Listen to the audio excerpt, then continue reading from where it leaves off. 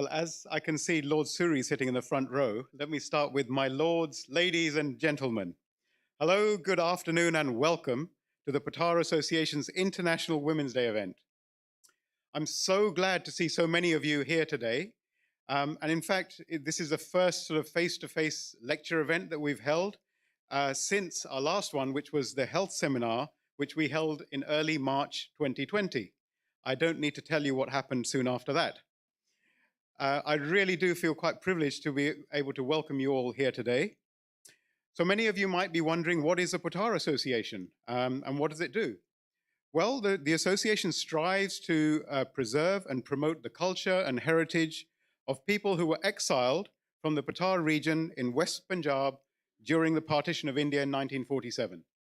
And that's 75 years ago this year. So over the last 52 years that the organization's been established, it's always organized cultural and social events. But just like the community, the association is also evolving and taking on new kind of events, like today's event, like the Jallianwala Bagh Grove project, where we've planted 1,650 trees up in the National Forest in Leicestershire as the only permanent memorial to the Jallianwala Bagh massacre in the UK.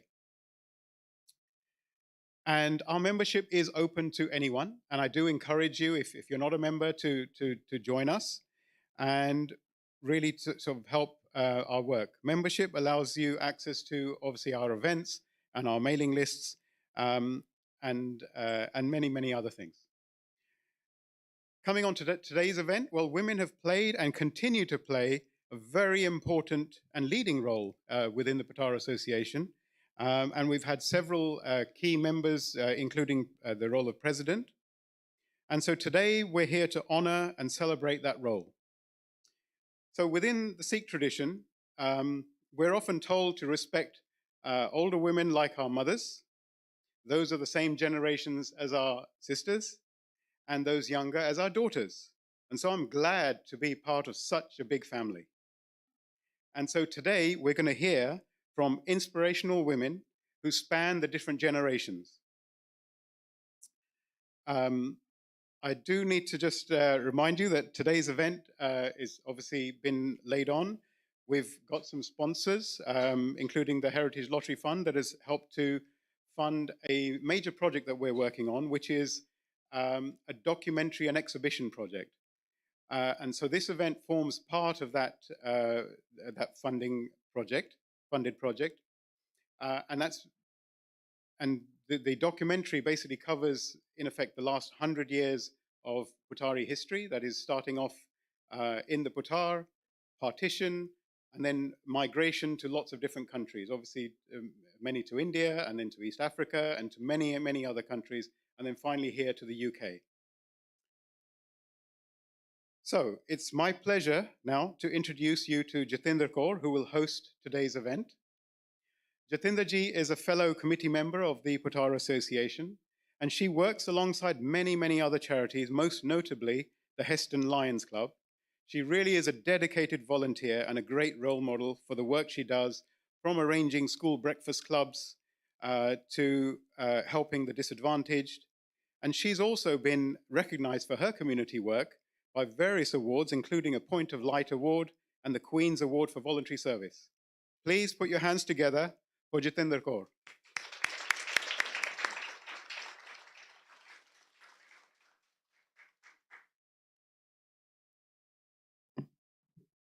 Thank you, Manveen, but you've stolen my thunder. All my introduction has been taken by yourselves. So I am actually left with, starting with, today you'll be hearing from 5 speakers, all successful women in their own right. Oh, and Lord Suri. A talented mix of poets, journalists, authors, and much more. There will be time for question and answer at the end of the session. So please keep any questions that you may have till the speakers have completed their presentations. We will ask Lord Suri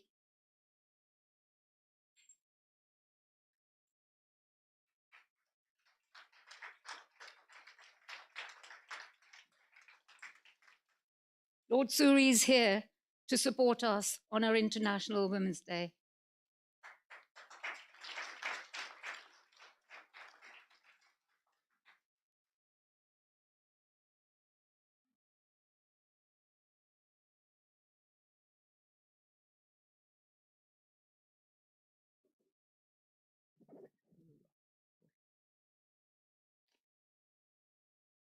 Ladies and gentlemen, I'm really very, very pleased to see such a decent crowd of Patwaris. It is what you have heard from Bhupendraji, what the Patwar is. I'm also Patwari. I'm born there in Patwar, and I know everything what has gone with it in Patwar. And even today, when I'm meeting any person, not Hindu and Sikhs, but even Muslims, there are a lot of them, when they meet me somewhere, somehow, and they say, oh, we are Patwari. I say, I'm more than you, Patwari. Okay? We, Punjabis, Patwari, we speak Punjabi same language, Musliman or Sikh or Hindu. We have same dress, we have same meals. So why worry? I think somebody in politician have done a mistake. We have divided Pakistan and India and Punjab and whatnot. Anyway, that's all right. So I'm very pleased to hear that you have organized this Women Day. See, Women Day is a very important day, but has become popular, not very old. World has always thought that woman's ability dwells within the four walls of her house. That was the thoughts many centuries before Guru Nanak Dev Ji's birthday. Before that, women did not have any sort of, I would say, respect or any responsibility, but they were women. Guru Nanak Dev Ji challenged this dreadful thinking and told the world. Guru Nanak Dev Ji is the only person in the world from the Sikh religion who told about the woman, which he has mentioned in Guru Granth Sahib. He said, "So kyo manda aakhiye jis jamera jaan." And this wording is only from him. There is nobody else in the world can claim that thing. So kyo manda aakhiye jis jamera jaan. It is a wrong sentence, but I will not go at that. But the other, which attached with it, what Guruji has said, Pando hi sab upja, Pando baj na koi. That means, in short, without woman, there has been nobody in the world. That is a big thing which people have never, saying it was there, but nobody has realized what was happening.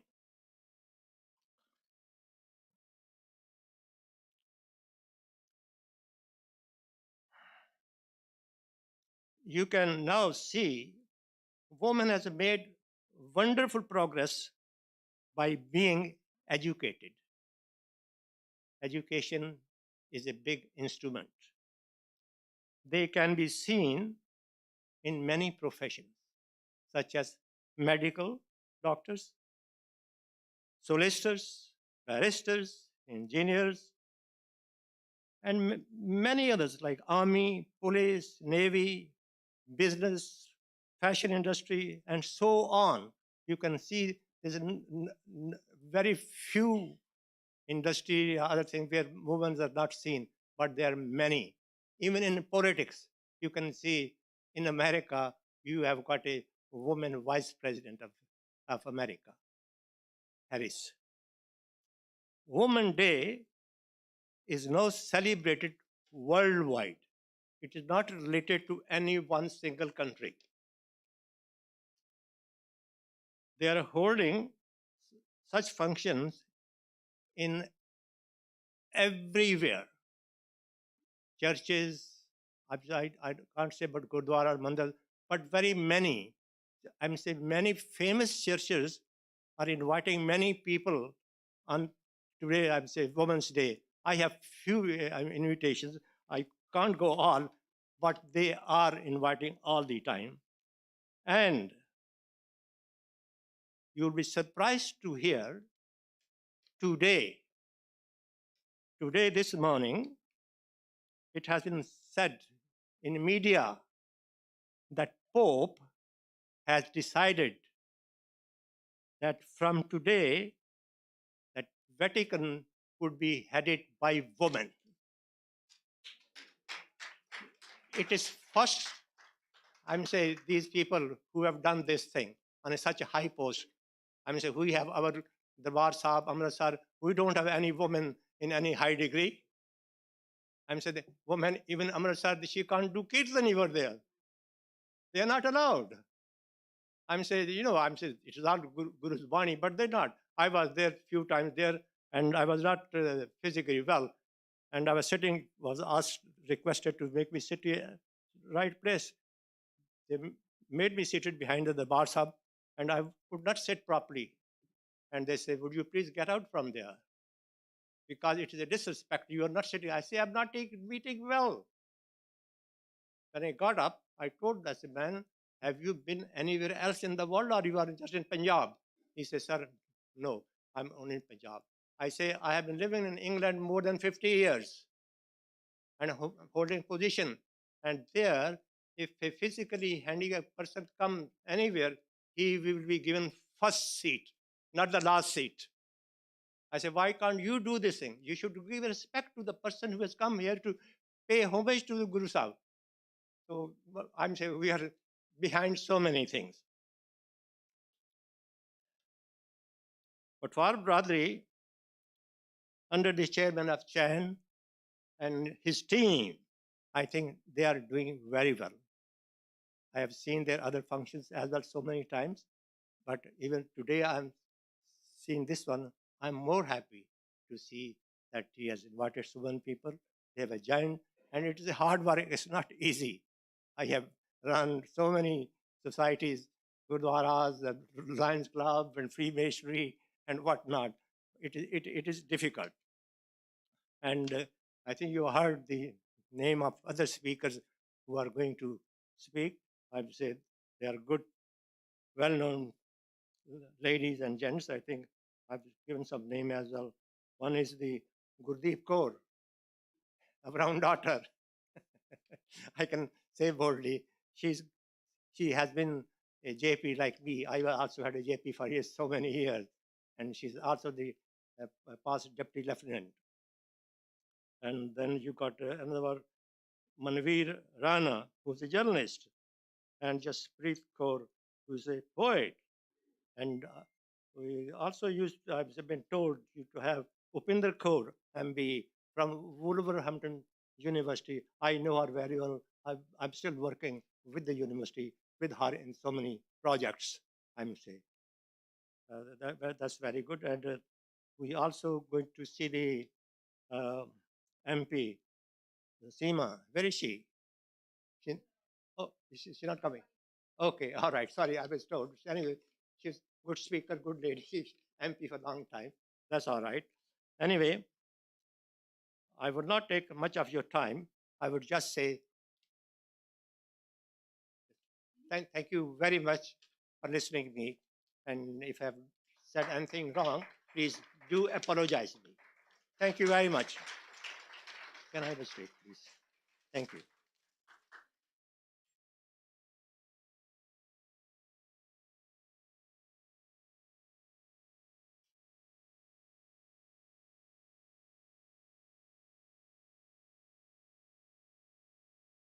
Thank you, Lord Suri, for your knowledgeable and kind words and for giving us your time today.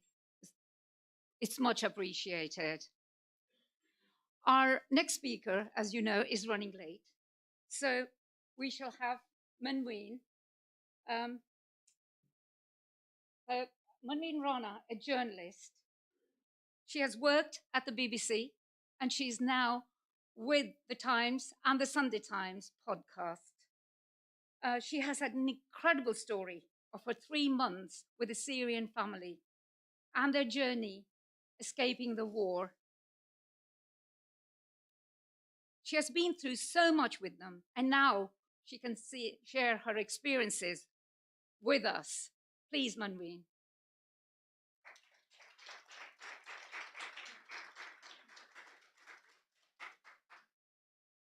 Thank you. Thank you very much for inviting me here today. It's a real honour to be sharing a platform with so many remarkable women. I was talking to some of the other speakers just before we began, and so many remarkable women in the audience too. It's a real joy. When I first spoke to Jithinder about this event, she sort of said, what would you like me to talk about? She said, well, talk about yourself and talk about your career. And to be honest, as a woman, I think that's sometimes a little bit uncomfortable. I feel quite awkward going on about things I've done, and I sort of think people won't really be interested. So I find myself ironically in the position where I'm standing in front of you in tribute of International Women's Day while I'm secretly telling myself to be a bit more like a man, because they tend to have less trouble talking about themselves. So bear with me, and apologies in advance.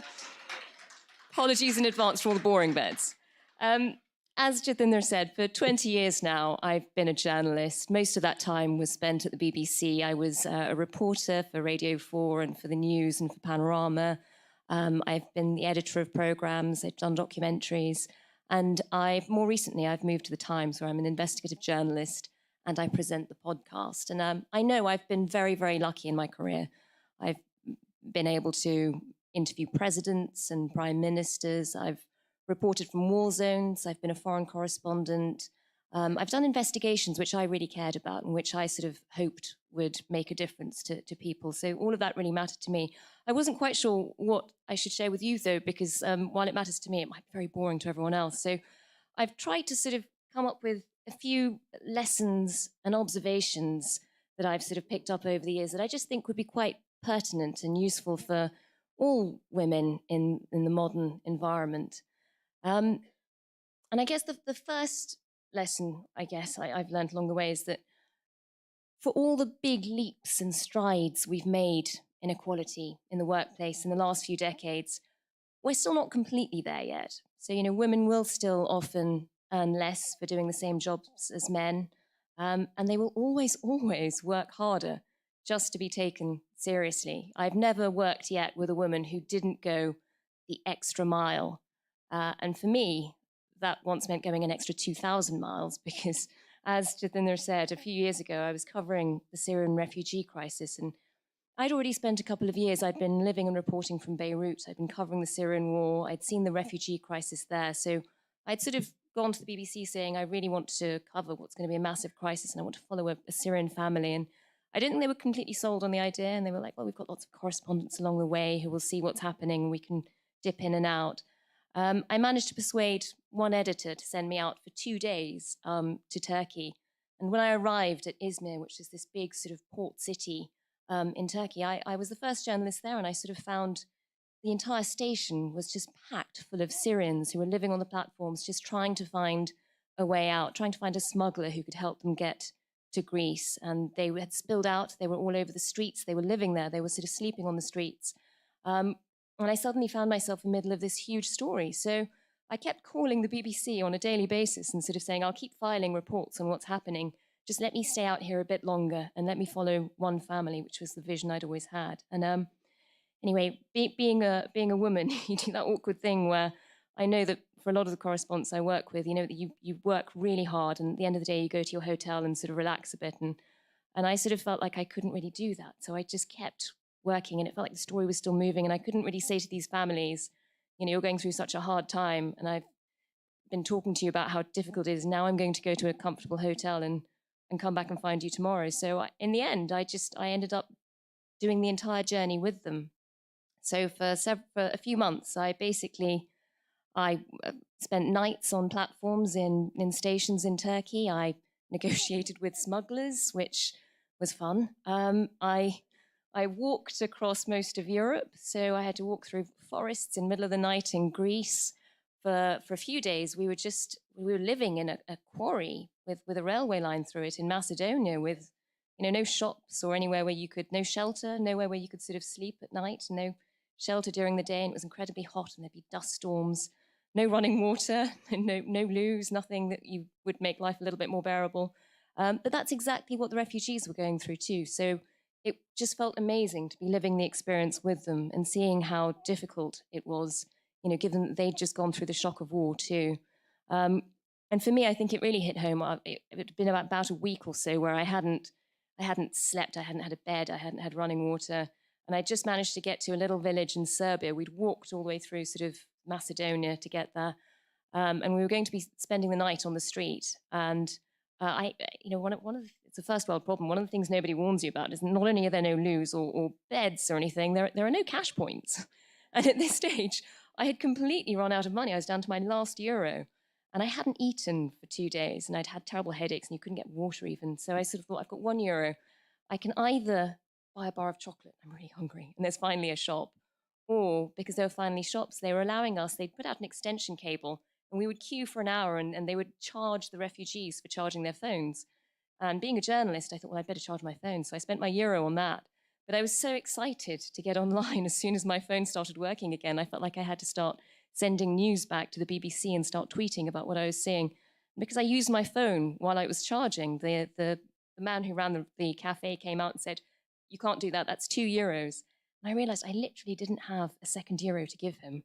And earlier that day, for the first time in this journey, I hadn't even realized how awful I must have looked. I mean, I was prepared for 1 day in Turkey at the start of these 6 weeks. So I walked across Europe in flip-flops. I was a complete mess. I hadn't seen running water for days. And a colleague of mine sort of saw me and came and found me on the street. And I just stared at him because I couldn't understand covering the refugee crisis and having such a glistening white shirt.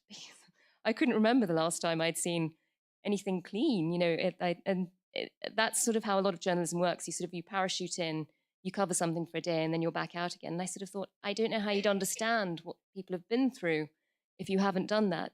Anyway, I had to go and find him, and I found myself begging for €1. And I realized that in the course of 5 days, my life had basically unraveled, which is exactly what had happened for most of these refugees. At one point, I'd been living on this railway line, and this very sweet man had come up to me, and he was wearing it somehow, when you're going on those boats, you ditch most of your possessions. There's very little you get to keep. And he'd somehow made it over, still wearing a 3-piece suit, and he opened it up, and of all the things you keep, he managed to pull out a business card, and he was like, I used to be a doctor in Damascus. I had 3 homes. I don't know how to tell my wife now. We're living in a gravel pit, and there's nowhere, there are no toilets, there's nothing. And like them, I could suddenly see how precarious life is and how quickly it unravels. And I think because I did it the hard way, it sort of brought more to my journalism, hopefully. I actually had another colleague out there who is still a big correspondent with the BBC and is a very good friend. This is another important lesson for women. Friends aren't always allies, because I found he said, well, you're not still doing your refugee thing, are you? I guess it's going to win lots of Asian awards, which I was sort of slightly shocked by. I didn't really know what to make of it. And things like that will happen. People will sort of undermine what you're doing at times. And I suddenly realized how important it is to stick with your vision. And it made it even better when the series I did actually turned into a bunch of documentaries, a podcast, and it won about a dozen international awards, including a Peabody. And I was just so glad that I'd stuck with my vision. So that's one of the lessons I would definitely recommend. Never buckle, stick to your vision, see it through. One of the other things I've learned along the way is that as a woman, quite often people will underestimate you all the time still. And that can be really frustrating, but I've now got round to sort of seeing it almost as a superpower. It's helped me, looking back now, it's helped me so much along the way in some of my investigations. So a few years ago, I did a big investigation where I sort of uncovered cases of sexual harassment in a charity, in Save the Children, which is a big international charity.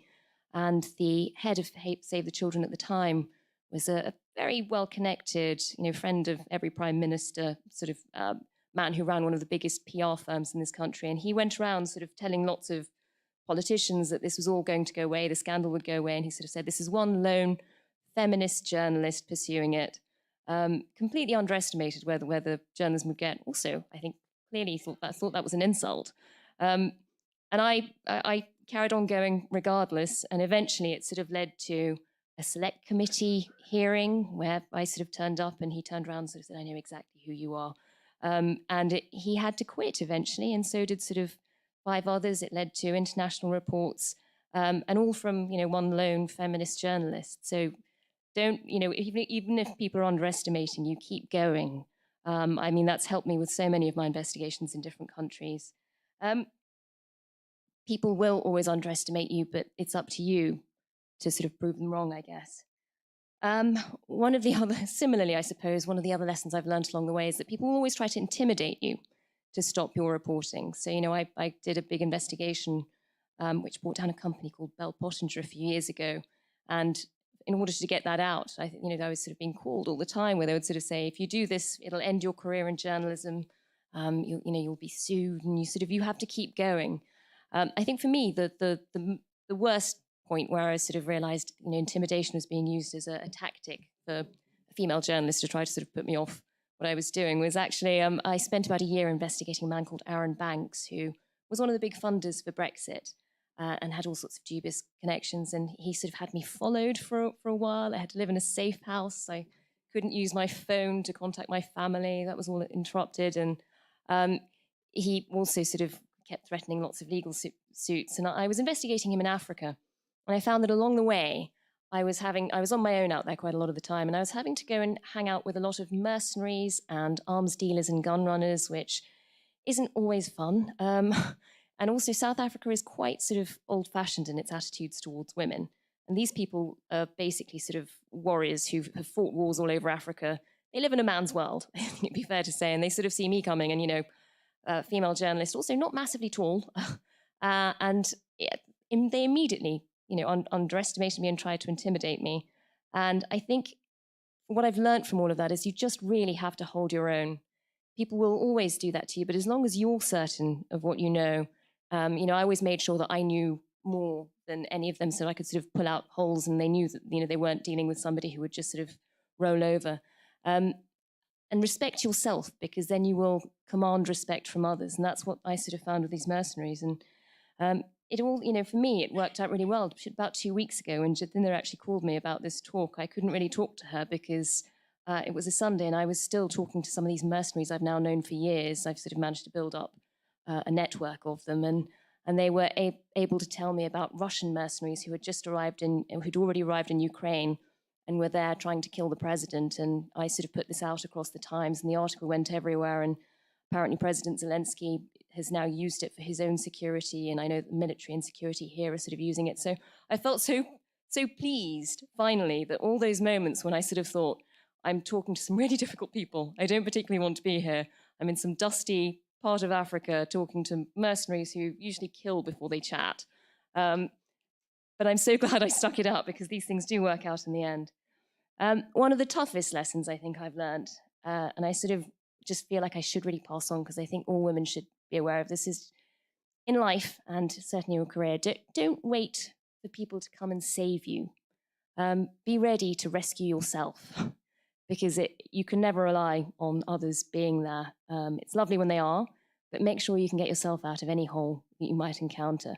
I actually learnt that years ago from some people in the SAS, so sort of special forces in the military here, who sort of, were jokingly sort of saying to me, there's nothing worse than journalists. You're all such a liability. You go to war zones, you go to difficult places, you get yourselves in trouble, and then we have to come and save you. I know, I was like, thanks. And they were like, when we do, we're risking 20 people to save one. And frankly, by the time we get there, you're dead already. I was like, well, that's useful. And I actually was, because a few years later, when I was kidnapped in Beirut, that was the bit of advice I remembered, usefully. And I knew that there's no point waiting for somebody else to come and rescue me. I'm going to have to get myself out of here. And I've only got a few hours to do it if I want my chances of surviving to be even half good. So I look back on it now and, I'm still kind of amazed, to be honest. I pinch myself on a regular basis when I realized that I managed. I was kidnapped with sort of a fake taxi. I was with some people from the embassy, so, it seemed as safe as it could be. And there was a woman in there, and in Beirut they have a shared taxi system, and everyone sort of thought that's got to be safe. And actually it turned out the woman was with the kidnappers, and this was around the time when there was a real price for Western people and Western hostages, because ISIS was gathering them and then beheading them, as we sort of saw unfolding over that summer. So, you know, I was watching that thinking there, but for the grace of God. And I managed to get myself out within 12 hours through negotiation and eventually through, I had to fight my way out physically, which I didn't think I would ever be able to pull off. But it's amazing what you can do when you're in a tight corner. And I came dangerously close that night to being raped and murdered. And I sort of still can't quite believe I walked away with just a few scratches and I was in shock. I was on a deserted mountain. I had to sort of again rescue myself, get out of there. I just remember walking down it, talking to myself very loudly because I couldn't quite believe I was alive. I've never actually talked about that in public before. I haven't really talked about it very much because I didn't really tell many people when it happened. And then 2 years ago, when I was starting at the Times, they were going to do an article about the podcast I was launching with them. And we were talking podcasts. And at the end, the journalist sort of said to me, well, it must be really helpful and quite easy as a foreign correspondent to be a woman because, you know, you go into places and people want to talk to you and they talk to you in a different way. And I was like, well, yes, that is true. But there are also, you know, there are things that men don't have to worry about as much. You know, I found it when I was in Cairo. I was covering the Arab Spring and women were being sort of targeted all the time in Tahrir Square because it's easier for you to be a victim, I guess. And, you know, with this, there were men being kidnapped too around Syria, but you know, the fear of being raped and all of those things, I think is, you know, it's something that you have to be aware of all the time. I was hoping she wasn't going to write about this. It wasn't what we were talking about at all. And then she called me up the night before the article came out saying, I'm really sorry, I've put it in there. And I had to call my mother and warn her because I'd never actually told her about the kidnapping because whatever I've been through, you know, whatever difficult part of the world I'm in, I know it's always much harder for my mother. Because she's always back here imagining just how bad things could be. So the lesson I learned there, I think, is if you do get kidnapped, that's not how to tell your mother. My big lesson, really, I think, from all of that is that whoever you are and whatever you're doing in life, you really need strong female role models, particularly your mother.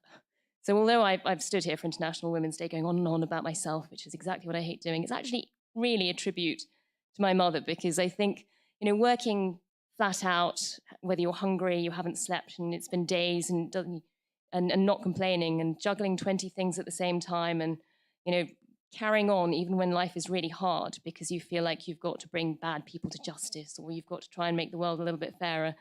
I realize all of those traits are things that I grew up with. They're sort of, they're in the DNA. My mother has always sort of set the best of examples. So I think the real lesson today is tell your mother how much you appreciate her, how much she inspires you, even if you have to come to Ealing to do a talk for International Women's Day to do it.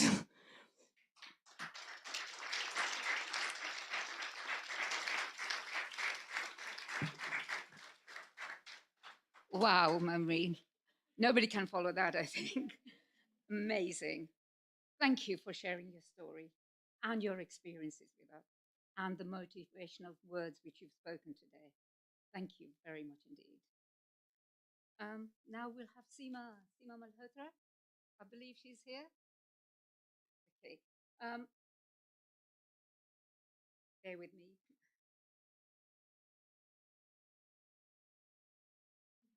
Right.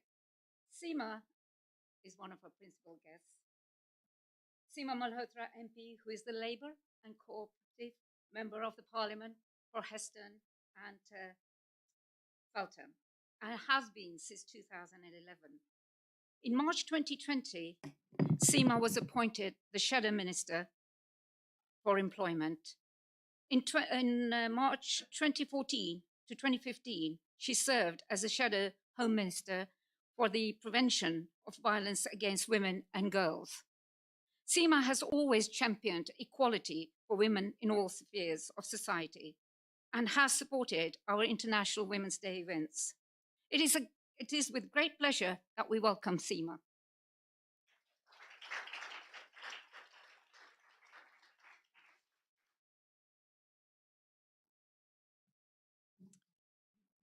Thank you so much, Jacinda, and it's so wonderful to be with you all today, and a real honour to be able to follow Manveen with that most amazing story of her own life, but also the message that came with it. And I can strongly support the message that we should thank our mothers. I couldn't bring my mother today because she has been unwell, but thankfully getting a bit better. But it is absolutely in our mother's footsteps that we stand. And I think that is something that we should spread and share in this week that is going to end as well with Mother's Day. Look, it's a great pleasure as well to be able to join the Pothohar Association after 2 years. And who would have thought when we went through COVID that one day it would hopefully come to an end in the life that we suddenly became accustomed to at next to no notice. Who would have thought that I would be sitting in Parliament and we would be hearing an announcement saying that we would not be coming back in next week, and that we would no longer be able to walk more than 5 miles away from our home and not see any members of our family. All of those things that the nation then took on board and made our own, and how people came out to support each other in whichever way they could, and the sacrifices that people made to help each other get through.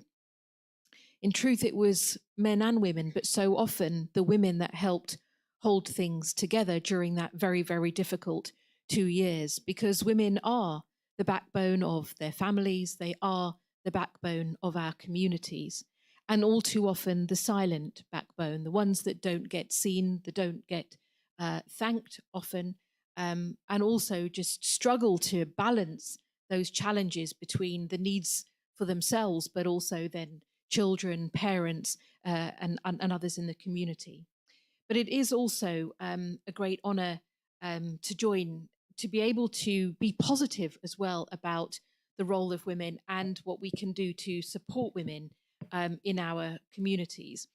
I think there is a really important message at this time in the world as well, with so much that is going on that's breaking our hearts every time we watch the TV.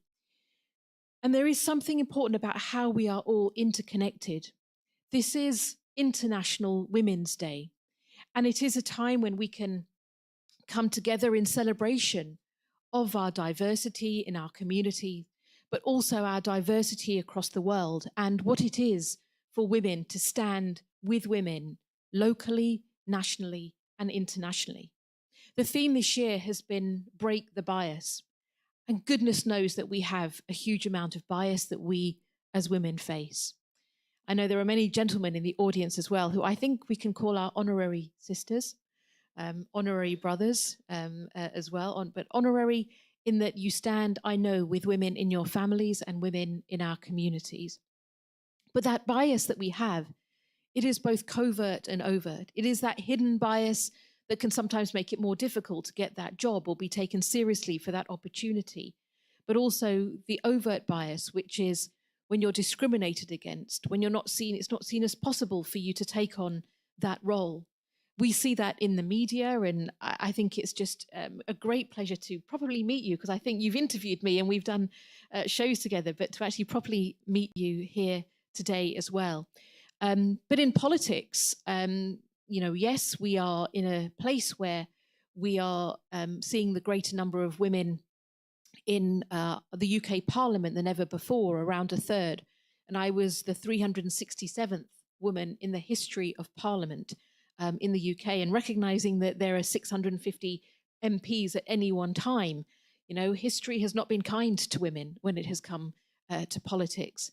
And so in every step of the way, we face harder battles as we need, as I think Manveen said very well, how you have to fight harder to be taken as seriously as the men who may be doing your job, and be one step ahead of everybody, because you've got very little opportunity to get it wrong. If you get it wrong, the penalties can be much greater in how seriously you are taken.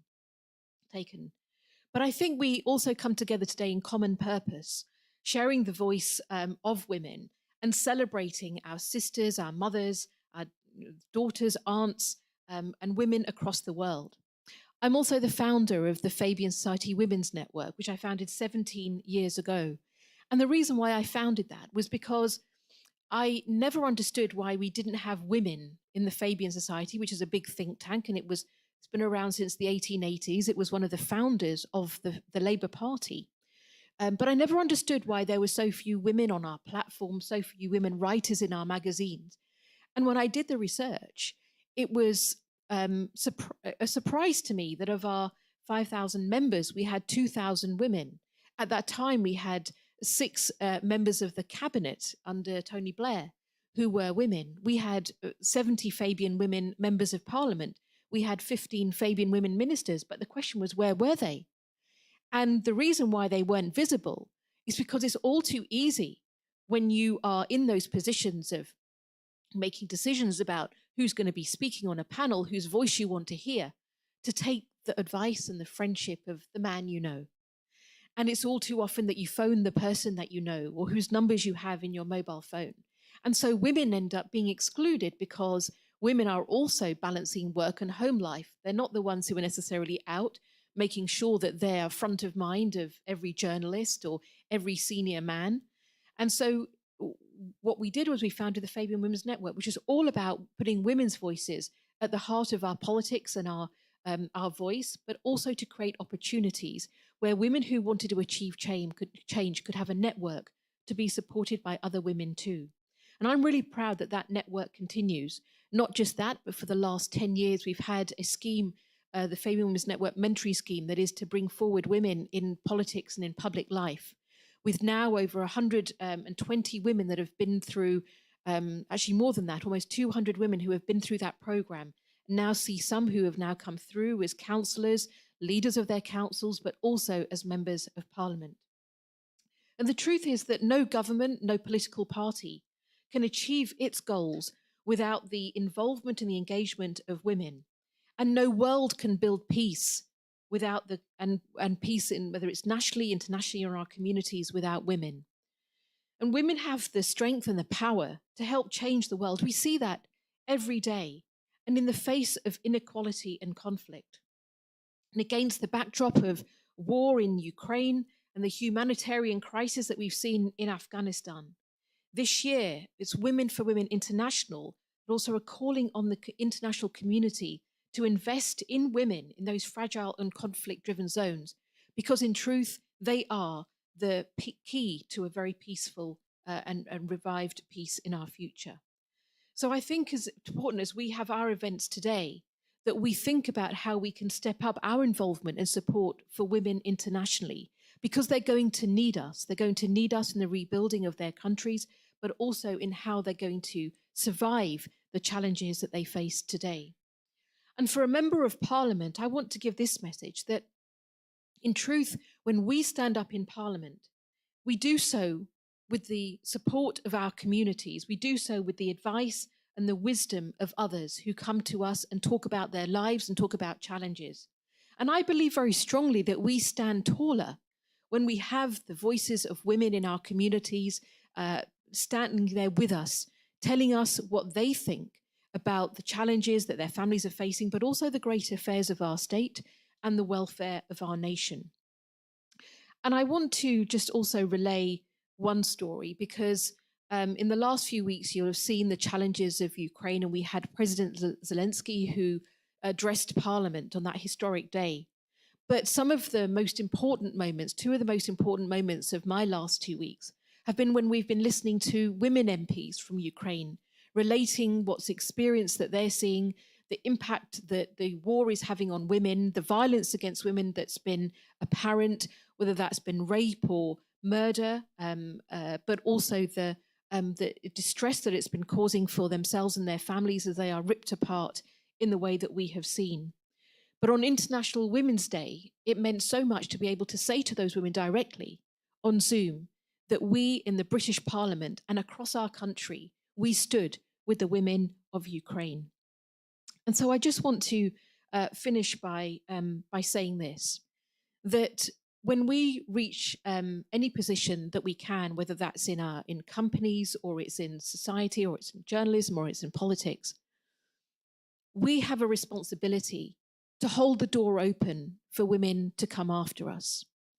And that is the same in the work, and I know Jatinder and others do, in the Lions Club and so many other organizations, that we can sometimes take for granted that the forums that we have developed are forums through which other women step forward and build their confidence and are able to achieve their goals too.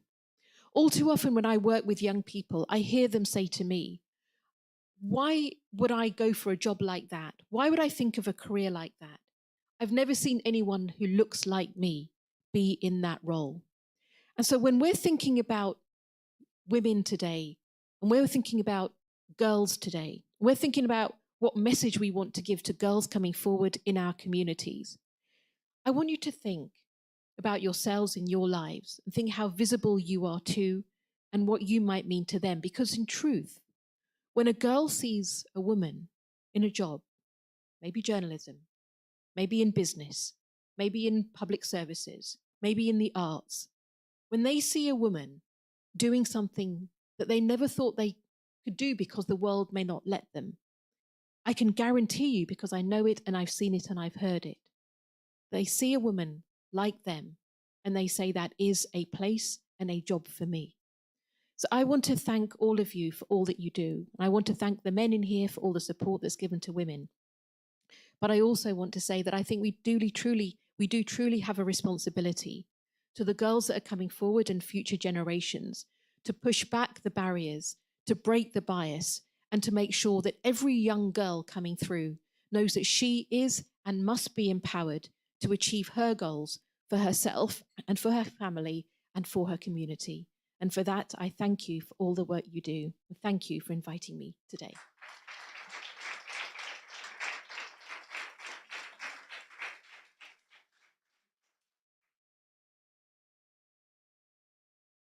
Thank you, Seema. And thank you for being such an inspiration to us all. We now have our next speaker, Gurdeep Chadha. Gurdeep,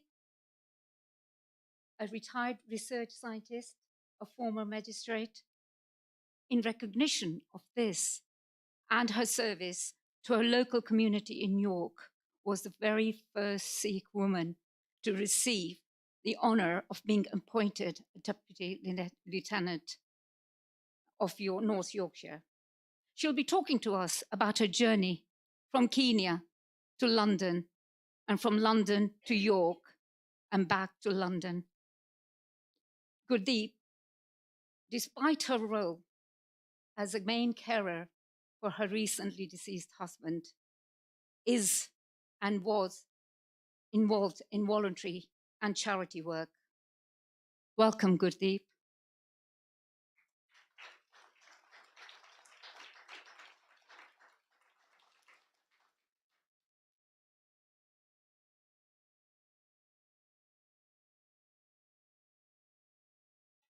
President Chanchal, Lord Suri, distinguished guests, ladies and gentlemen, thank you, Jatinder, for that wonderful introduction, which honestly I don't think I deserve, especially amongst all these wonderful speakers that we have and distinguished guests that we have as well. However, I'd like to thank the Pothohar Association for inviting me this afternoon to give a talk in very pleasant surroundings. And as I said, amongst the distinguished guests that we have. So what is International Women's Day and why do we need to celebrate? I think we've heard briefly from Seema and from Lord Suri. International Day was first celebrated in Denmark, Sweden, and Germany in 1911. However, it took over 50 years for United Nations to officially recognize it. And as we've heard, women are still battling, even today, to reach the position that they really do deserve. It is, however, now celebrated globally on the 8th of March to commemorate the cultural, political, and socio-economic achievements of women. The theme, as we've heard from our previous speaker, is for this year, every year, the International Woman has a theme. And this year, the theme is to break the bias. To break the bias, to produce a world free of bias, stereotyping, and discrimination. a world that is diverse, equitable, and inclusive, where the difference is valued and celebrated. Collectively, we can all join together. And yes, it's an International Women's Day. However, we do need the men on board so we can celebrate it together. And today I'd like to thank the Pothohar Association because we're using the Pothohar Association as a platform to celebrate women's achievements and use the differences positively to create a gender equal world.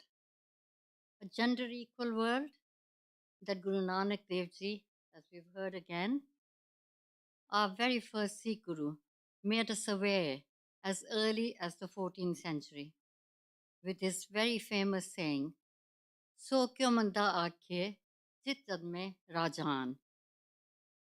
Why do we call women bad? From where the kings are born, we are all conceived and born from a woman, and the entire civilization continues through a woman. Guru Nanak Dev Ji said that men and women are equal, and a woman cannot be considered socially or spiritually inferior. Now, in our Sikh history, we have examples.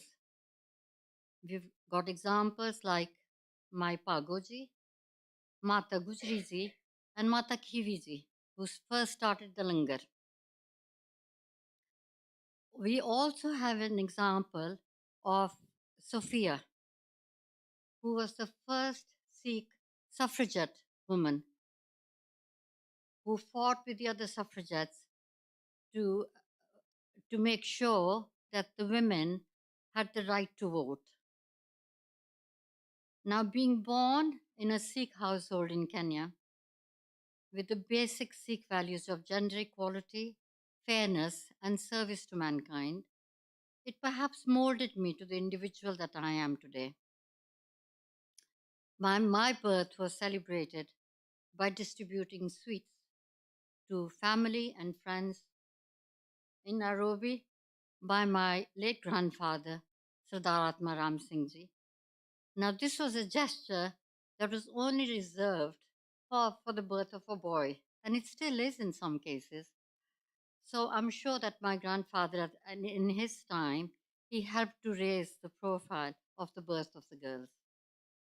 This afternoon, I will briefly talk about the changing roles of the Pothohari Sikh women as they migrated to East Africa from Pothohar, a region in northwest Punjab, in the early 1900s, to the time when they again had to make a second migration from East Africa to the UK. I'm sure I'll be using my own personal accounts, but I'm sure that we have lots of people here who will perhaps share similar experiences. Both my maternal grandfather, Chief Inspector Sardar Jot Singh, and my father-in-law, Babu Diwan Singh, left Rawalpindi, like Lord Suri's family, around early 1900s. With their families, they came to East Africa to seek a better life. Majority of the men were either employed in the railways then, and others joined the civil service, and some opened up their own small businesses. The wives were busy at home raising the children in the harsh conditions of Africa. I would say that these people who first came into Africa from Pothohar and faced the harsh conditions there were the real adventurers. Women would meet in each other's houses for social and religious reasons, as there were no gurdwaras then. Life at that time was all about roti, kapda, and makan. Girls married in their teens, and their main expectation from society was for them to bear children and to settle down in life. As the next generation came along, families became more settled in the East African way of life, and women like Rupinder Kandari, and I'm sorry I don't see her in the audience this afternoon, and my mother, again, my mother, and again we've heard from other speakers, they are your real role models. So my mother, Ajit Kaur, they were examples of the first Sikh women to learn to drive in East Africa. They played an active role within the Sikh community and in the Gurdwaras. In her lifetime, my mother helped in raising the profile and the status of the Sikh women by establishing and becoming the first president of the Sikh Society, and also arranged various trips to Sri Hemkund Sahib and many Gurdwaras in India and Pakistan.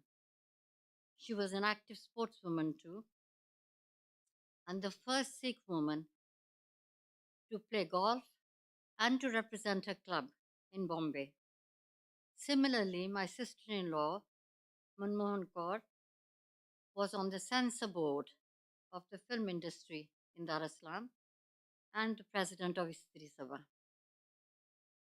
Generally, women of my mom's generation in the 1930s were not encouraged into higher education or to pursue an active career.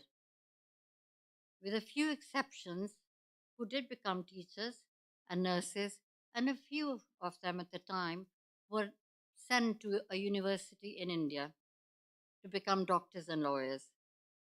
My mother, who herself was denied higher education, however, really encouraged me a lot to go into education.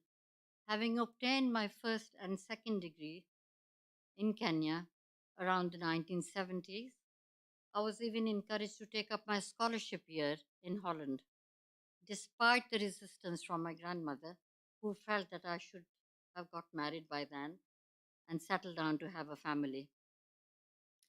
Now, this notion is still a business of resistance, still exists sadly in some places in rural Africa and in India. Around the late 1960s, a number of East African Sikh families migrated to the UK, and some of them had to do this because of the political situation in Africa, and also some of them migrated to seek better opportunities for their families. Majority of older women, like my mother's generation, for example, found jobs in the factories, and some brave women, like my sister-in-law, decided that they wanted to open up their own small businesses. And some women also ran post offices. However, some of the educated women managed to get white-collar jobs, but had to work or walk an extra mile to prove their worth.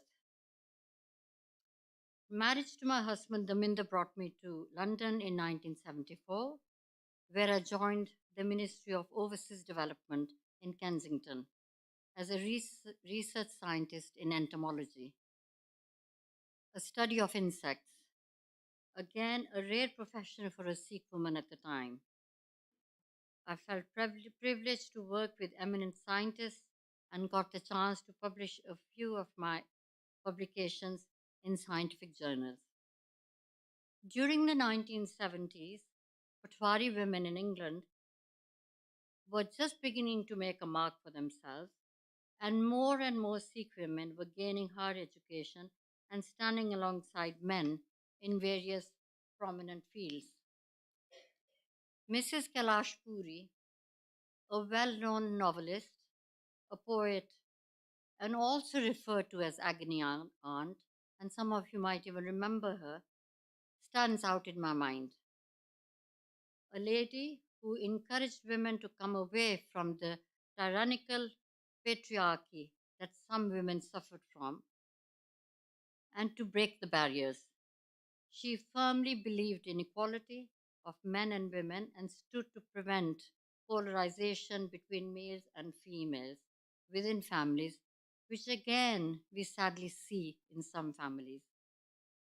Lady Kavalhi Singh, now a president of Global Sikh Council, is another example of a prominent Sikh woman. With her PhD on the contribution of Sikh women to society and her vast experience in the world of education, she still continues to make a contribution. She fought for Sikhism to be accepted as a major world religion and also helped in setting up syllabuses in the UK and made sure that the UK government, and it became a statutory requirement for children in the UK to study about other religions, including Sikhism. Amongst us this afternoon, we've also got Pushpinder Chowdhury, who did her PhD and continues to contribute to society by working on mental health issues in women. Together with her colleagues, she established the first Asian Film Festival in London. Both Pushpinder and Kavalhi, amongst others, have received an MBE for their contributions. Daminder's job with the Environment Agency took me to York in 1976, where we lived for 38 years. As far as I know, we were the first Sikh couple to arrive in North Yorkshire, where 98% of the people were white English Christians. In fact, the standing joke was that there hadn't been any immigration in North Yorkshire since the Norman conquest. So we had our two daughters there, and with no wider support, family support in York, I concentrated on raising our family, and alongside did some charity and voluntary work. I worked with York Racial Equality Network to help any new immigrants who were trying to settle into York, and amongst those were the Ugandan refugees that York had accepted a few families, and they had escaped from Idi Amin's terrible regime. With my firm belief in Sikhism and its values of fairness, gender equality, and service to mankind, I wanted to make a difference and create a diverse and inclusive world in North Yorkshire.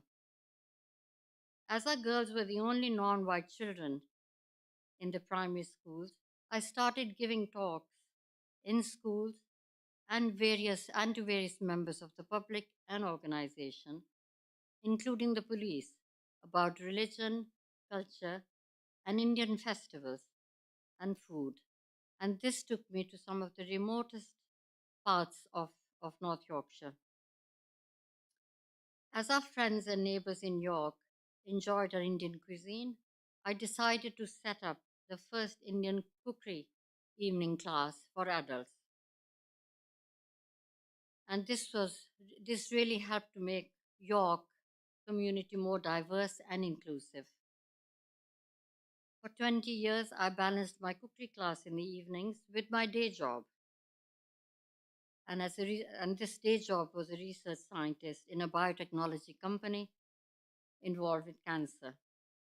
In 1984, I was appointed a magistrate, again a first Sikh woman in North Yorkshire, where I served on the bench for 29 years, helping to break stereotyping and discrimination. After I retired, both my husband and myself were appointed as Sikh chaplains at York St. John University, and I did some chaplaincy work for York District Hospital. With my educational background, I was appointed a governor on the board of governors at the university. These roles helped me to work with other multicultural chaplains, other members of other communities, and together we learned from each other and we celebrated each other's festivals. And our first Diwali and Vaisakhi event in York was celebrated, and this has now become an annual event. And this creates an atmosphere where differences were accepted, valued, and celebrated. I feel blessed to be part of this changing world that is promoting women to the forefront. With the love and support of family and friends, and particularly my late husband, who's always encouraged me in all my activities. I'm thankful for their belief in me. Daminda was the ultimate person. as he believed in me, and he was also instrumental in setting up a full annual scholarship in Kerala, India. And this scholarship, he insisted, would be for women because he always felt that if you educate a woman, you educate a family. When you educate a family, you educate a community. Finally, I would like to finish with a quote from a poem by Robert Frost entitled The Road Not Taken. It sums up what some of us Sikh women have done time and time again for us and continue to do so in less prominent fields like the world of politics, media, and sport. Two roads diverged in a wood. I took the one traveled less. Sorry, I'll start again. Two roads diverged in a wood, and I took the one less traveled by, and that has made the difference. Thank you very much for listening.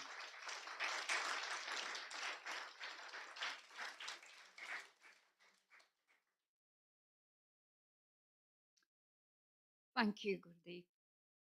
You're a remarkable woman, one to be emulated and appreciated. We have our next final speaker tonight, and it is the inspirational Jaspreet Kaur. Jaspreet is an award-winning spoken word artist, a writer from East London, and an inspiration to all of us. She tackles issues such as gender inequality, mental health stigma, and the post-colonial immigrant experience. Furthermore, Jaspreet has written a book, A Brown Girl Like Me, a memoir, a manifesto that she'll be sharing with us today. She will also be sharing some of her poetry with us. Welcome, Jaspreet.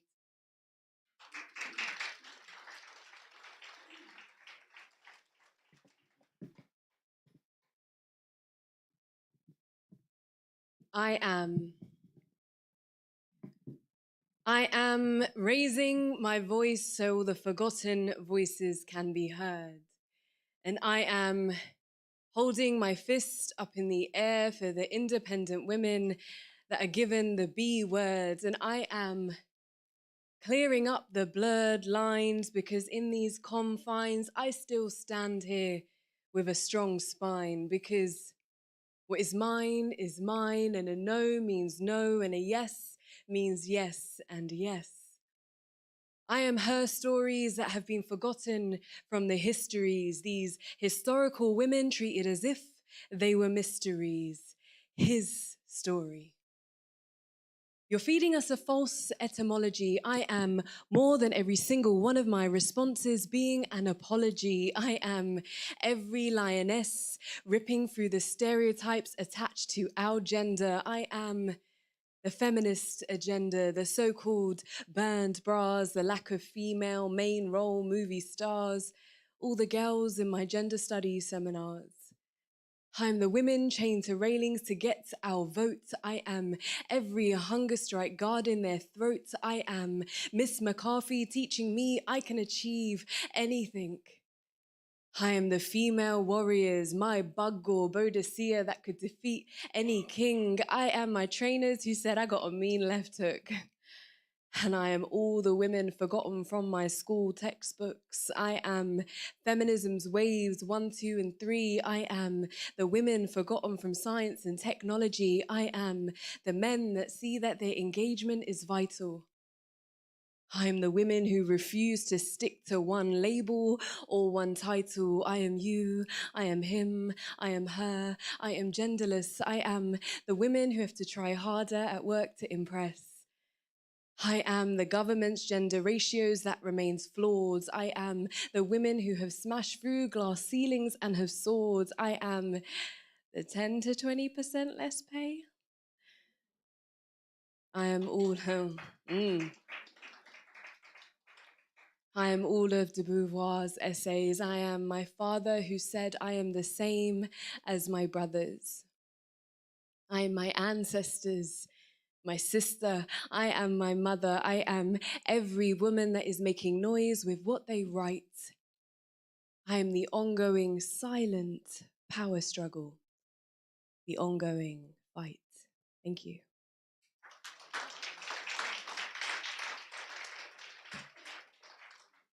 Good afternoon, everyone. My name is Jaspreet Kaur. I'm a spoken word poet, author, and also a history and sociology teacher from London.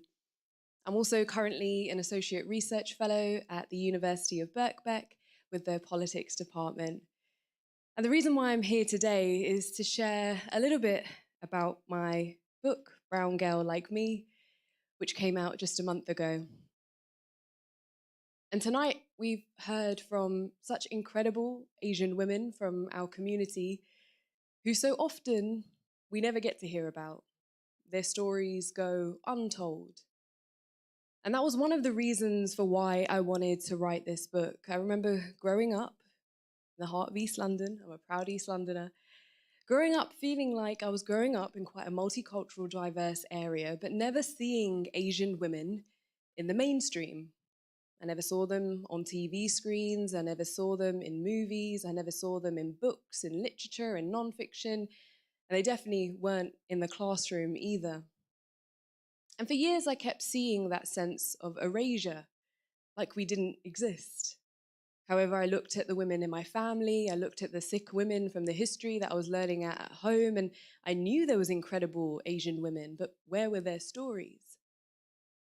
But when we did see stories about Asian women in mainstream media, we would often see the same old stories and the same old narratives being told time and time again, that Asian women are quiet, are weak, are submissive, are docile. And I was so tired of seeing those outdated narratives being churned out time and time again. And the years went on, and I became a history and sociology teacher. I was continuing my journey as a spoken word poet.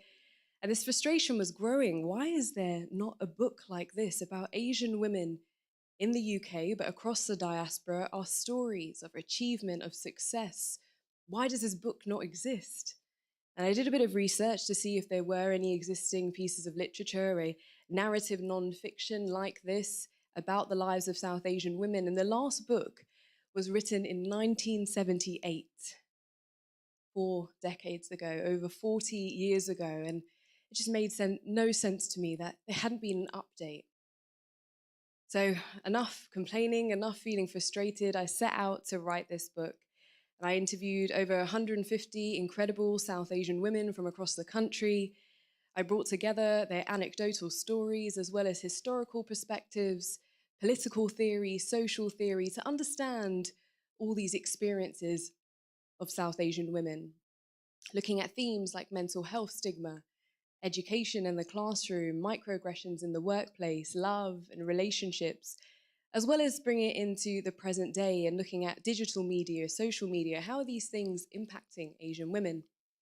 And it was very important to me to have an intergenerational perspective as well. So I interviewed girls as young as 15, all the way up to women in their 80s and 90s, because those different perspectives were incredibly important to document. And I think often the younger generation and the older generation often pitted against one another, but I feel there's so much we can be learning from one another. And I wanted to show that power in this book. So I thought I'd share a little reading with you all today. So this is a section from the introduction entitled Seen and Unseen.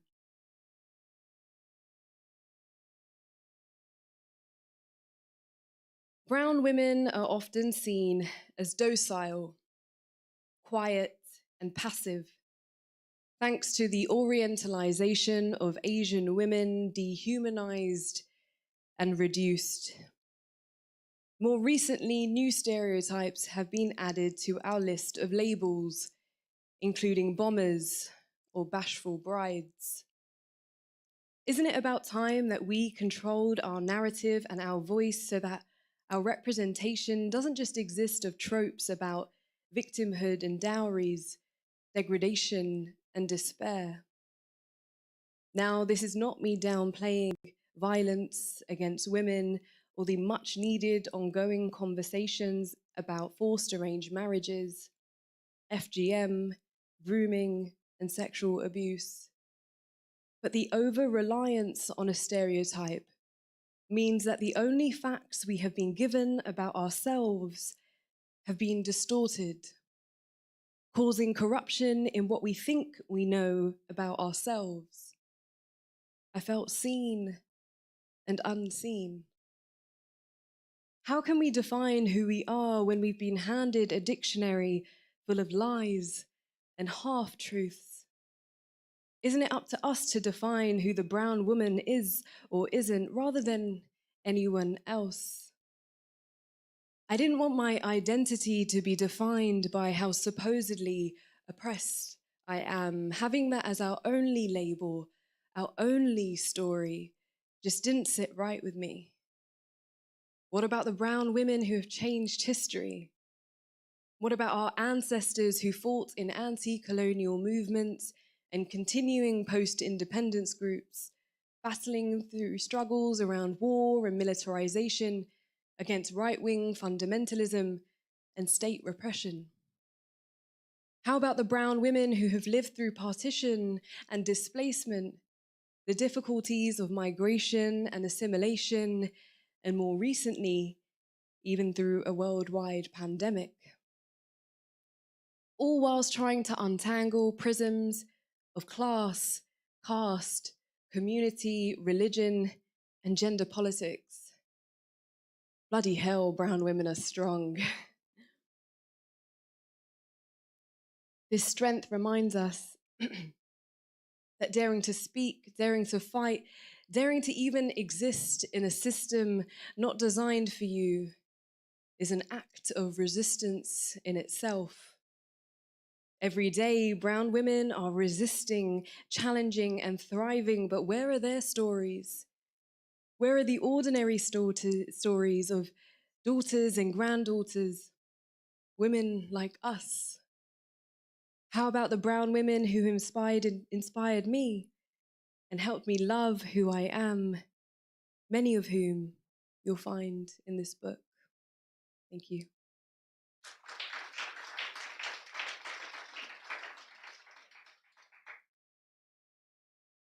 I wanted to share another section from the book, a chapter that comes later on, chapter 8, called Mum's the Word, and it's about parenthood and raising the next generation of brown feminists. And the reason why I wanted to share a little bit from this chapter was because when I was writing this book, one of the other narratives that I wanted to try and challenge was, especially from the work that I do in gender studies and in feminism, was that I was really tired of seeing how white Western feminism was depicting South Asian women. And so often a lot of the narratives out there, especially in white Western feminism, were saying that if brown women wanted to be independent and strong and fierce feminists, that they would need to leave their culture and their faith and their heritage behind, and they would need to come closer to whiteness to do that. But I wanted to challenge that, because in no way do we need to lose all the incredible parts of what make us who we are, our history, our heritage, our families, our cultures, our faith, to become a strong woman. If anything, those things are the exact things that make us so incredibly strong. And in fact, feminist ideals have been a part of South Asian culture for thousands of years. And we've seen today in the Sikh faith how it's been a part of our faith for hundreds of years. So these ideals, even though they may have not been called feminist ideals, have been a part of us for a very, very long time. However, there's been parts of our culture that has challenged this. And it's okay for us to leave toxic and harmful practices in our cultures behind and take the empowering, beautiful things forward with us. It doesn't have to be one or the other. And that's what this book is trying to show. And I wanted to share something from this chapter about parenthood, about motherhood.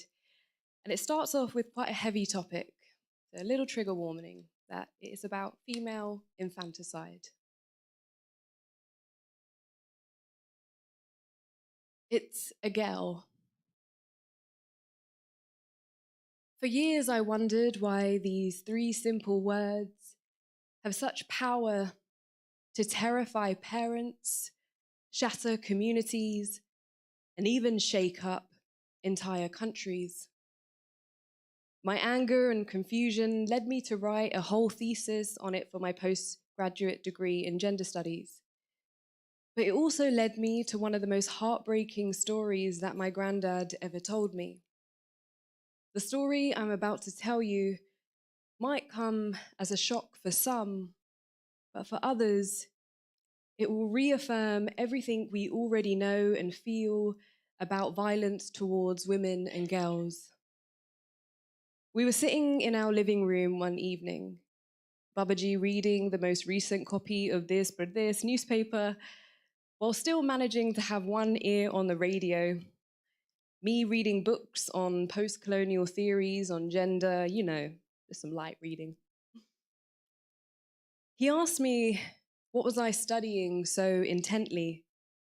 And I began to tell him about my research on female infanticide in Punjab. He seemed sincerely interested. Then suddenly, he went quiet and still, as if he'd frozen in his seat. Babaji was so often the life of the party and the loudest voice in any room, so this wasn't normal. I saw his eyes drift off into the distance. I could tell from the expression on his face that his mind had gone somewhere dark. After a few moments of silence, he began to tell the story of one of his elder relatives who had two daughters, aged 5 and 7. One day, the father woke the two daughters and told them to get dressed in their best clothes and get ready to leave.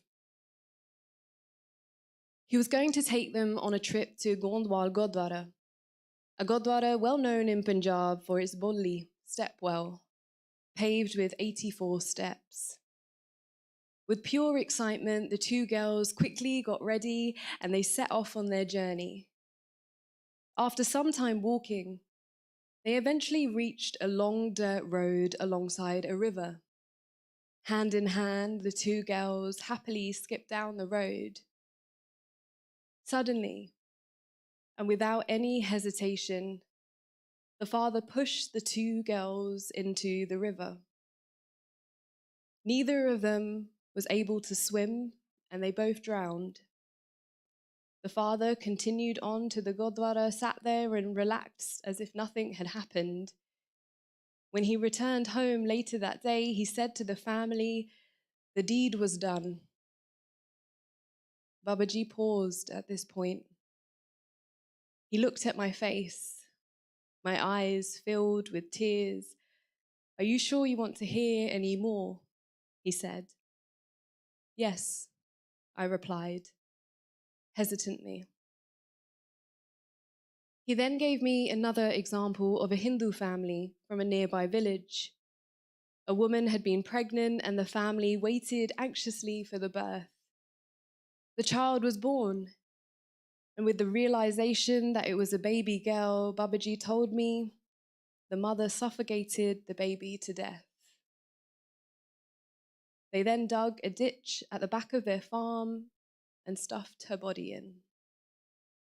Soon afterwards, dogs dug out the body and consumed it. I ran out the living room and into the bathroom, crying over the sink. I couldn't hear anymore.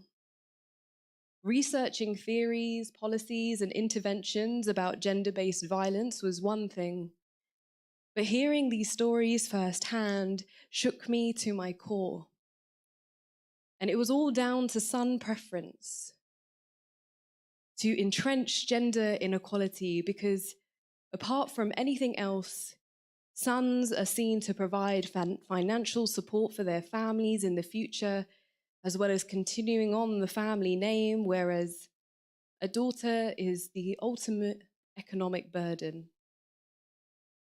According to the UN Population Fund, as of June 2020, 140 million girls around the world are considered missing. Just take a minute to pause on that number. 140 million. That is twice the size of the UK population. My academic research, these stories, and the time I spent at the unique Home for Girls orphanage near my family's hometown in Jalandhar, Punjab, acted as the catalyst for much of my feminist activism and informed what I still fight for today. This issue of son preference is not a faraway problem. It sits in our homes, in the diaspora too. Every time we say, let the men eat first, every time we force our daughters to do all the house chores whilst the sons sit idly by, every time we hand out a box of laddus when a son is born, but tell mothers never mind when their daughter is born. This all builds the same dangerous mindset that must be eradicated within the next generation. We must reach the moment where we celebrate the life of a daughter in the same way we do a son, starting from the minute they are born. The Pink Laddu Project is promoting just that.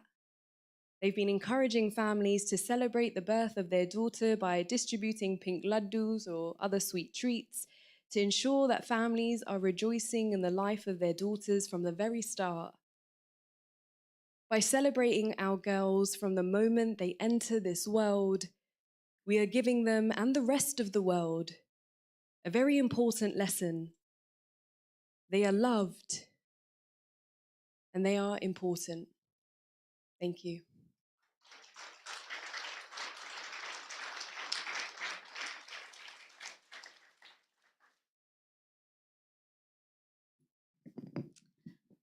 Thank you, Jaspreet. In fact, I feel the words I'd written to thank you are lackluster. You're amazing and an inspiration.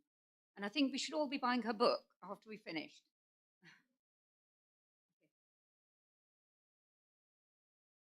It's come to the time when I need to thank all our speakers, Manveen, Seema, Jaspreet, getting the names wrong, and Gurpreet, for taking time out of your busy lives to share your experiences with us. Would you please all come forward for the Q&A?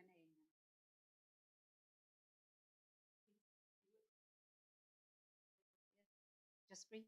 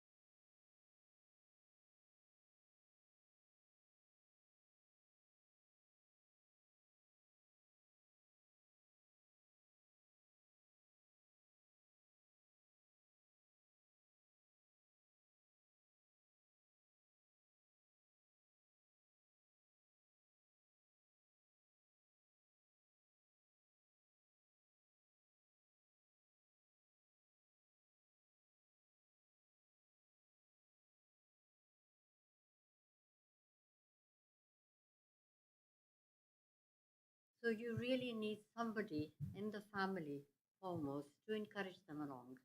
That's my perspective anyway. Thank you.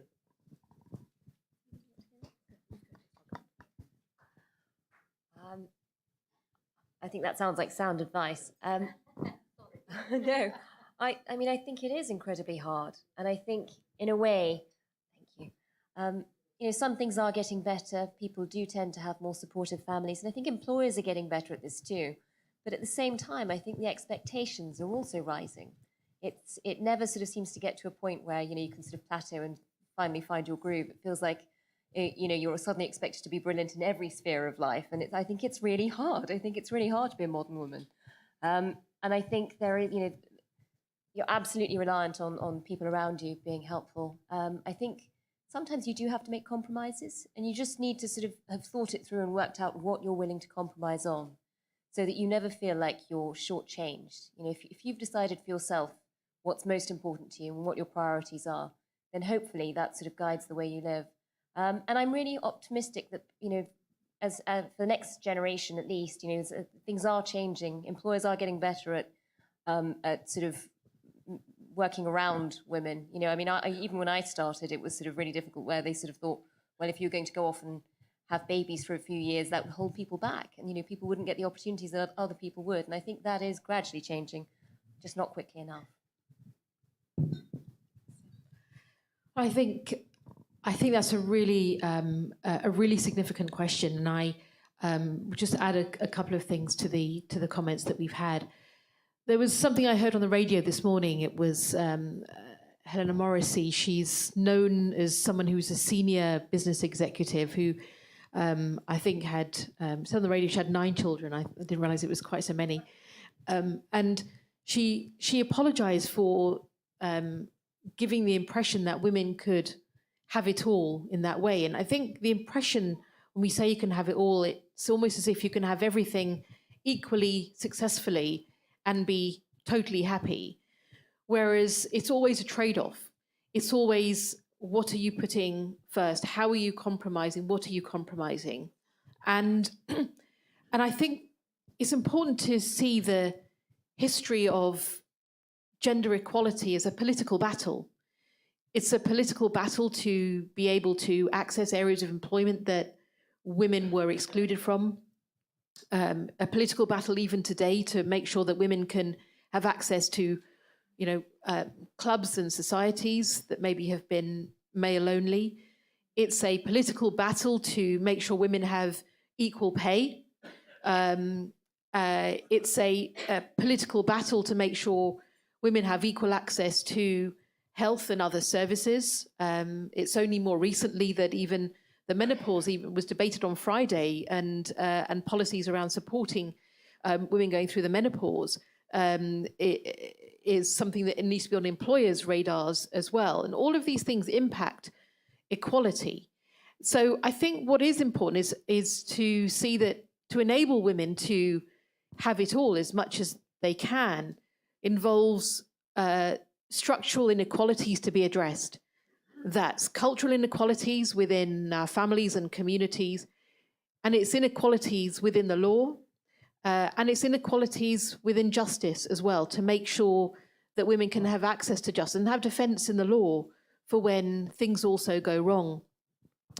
And so I think that to think about women and women's power is quite important, because so many I've talked to, and I think a number of women that come to my mind from the Asian community who have done well, have done well in their jobs, but with great sadness about how much of a battle it has been at home.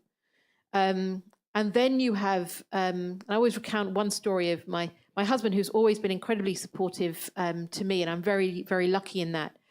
But he said when I was standing for election, that the one reason he was really supportive during the campaign to become the candidate was because he never actually thought I would win. And then when I did, he was faced with an 18-day campaign, after which I became a member of Parliament. And then, you know, for 10 years, you know, a supportive life. If he never expected me to be at home to cook dinner, which was quite a good thing, and managed expectations well. But you know, we've all had to change. And my in-laws have had to change. My own family's had to change and adapt in order for me to just be able to do my job. And I'm not sure that all families are always willing to do that. So it is about compromise with everybody, but it is all about structural inequalities being understood and being addressed, and for politics to always be playing its part where those inequalities need to have the law change in order to protect women.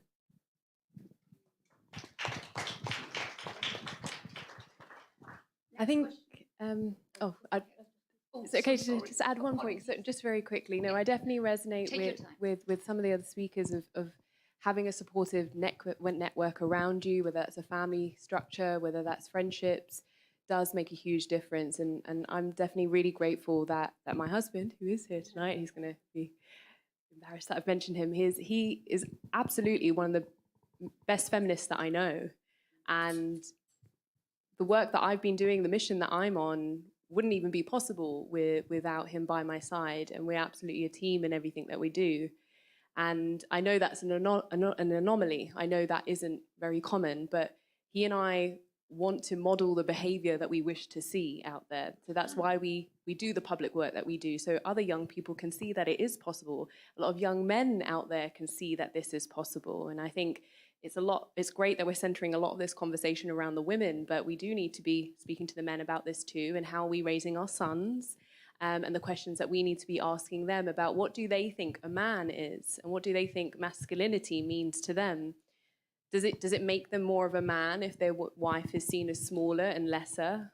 Obviously not. So I think there's definitely work that needs to be done on both sides, how we raise our sons, how we raise our daughters, and that supported network is something that can change and grow if we challenge some of these norms within our families and within our communities. And also assessing, what does having it all mean to you? And I think that's something very different to every individual. Having it all might be having a family, or balancing family and work life, or just wanting a career and not having children. Depending on who you are, having it all might look like a very different thing. So I think doing some of that work of assessing for yourself, what does having it all mean to you, is incredibly important as well, because it's very different for every individual.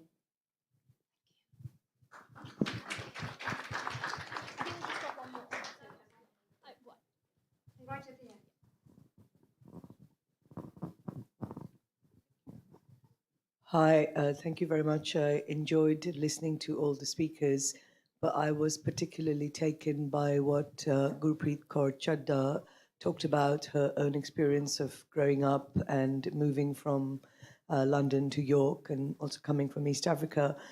I wanted you to talk a little bit more about the fact that you said that when you went there, they said there'd been no immigrants since the Norman Conquest, but also there was a kind of the Ugandan Asian community. They must have already been there.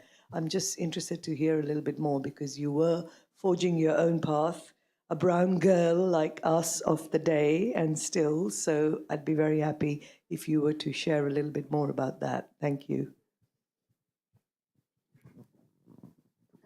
I'm not quite sure exactly what you want me to share.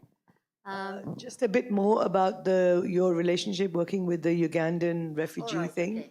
Okay. It just so happened that because I came from Kenya and I could speak Swahili, there were a couple of Ugandan Asian families who'd arrived in York, and one in particular was a Gujarati man married to an African lady.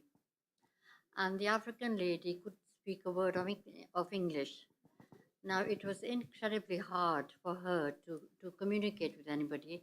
So York Racial Equality Network got in touch with me because they knew that I could speak both English and Swahili. And so I befriended her and also helped them to settle in the York way of life. Does that answer your question? Thank you.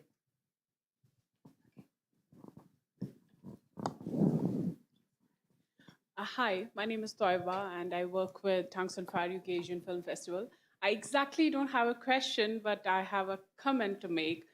With all due respect to all the women who are here, I believe the problem lies, the basic problem is when women bring women down.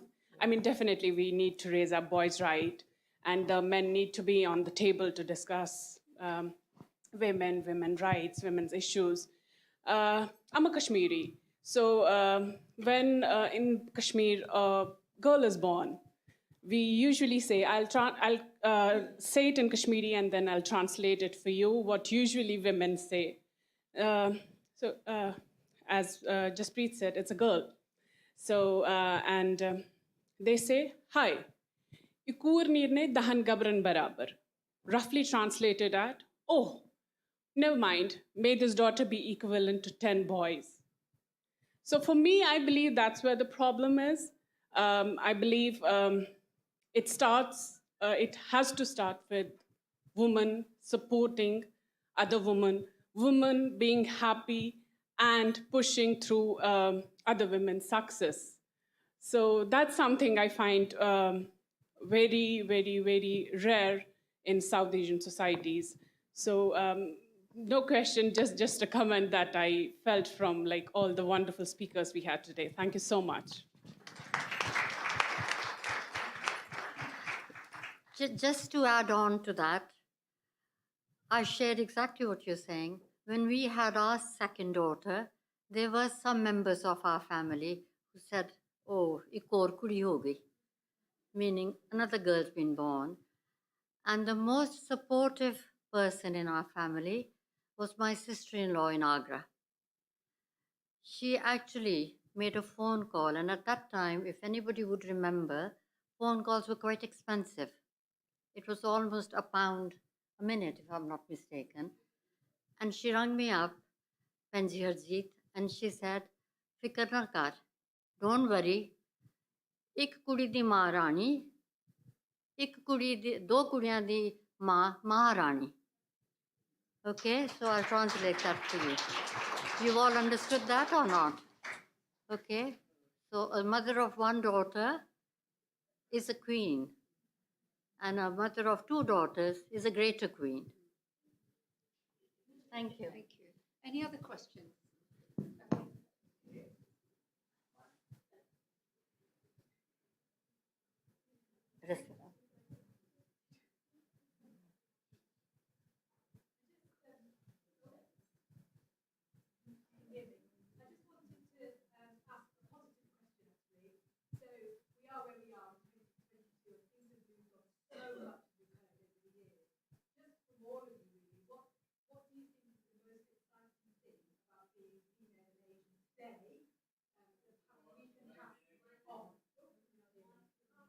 Oh, but sorry, can you hear me now? So sorry.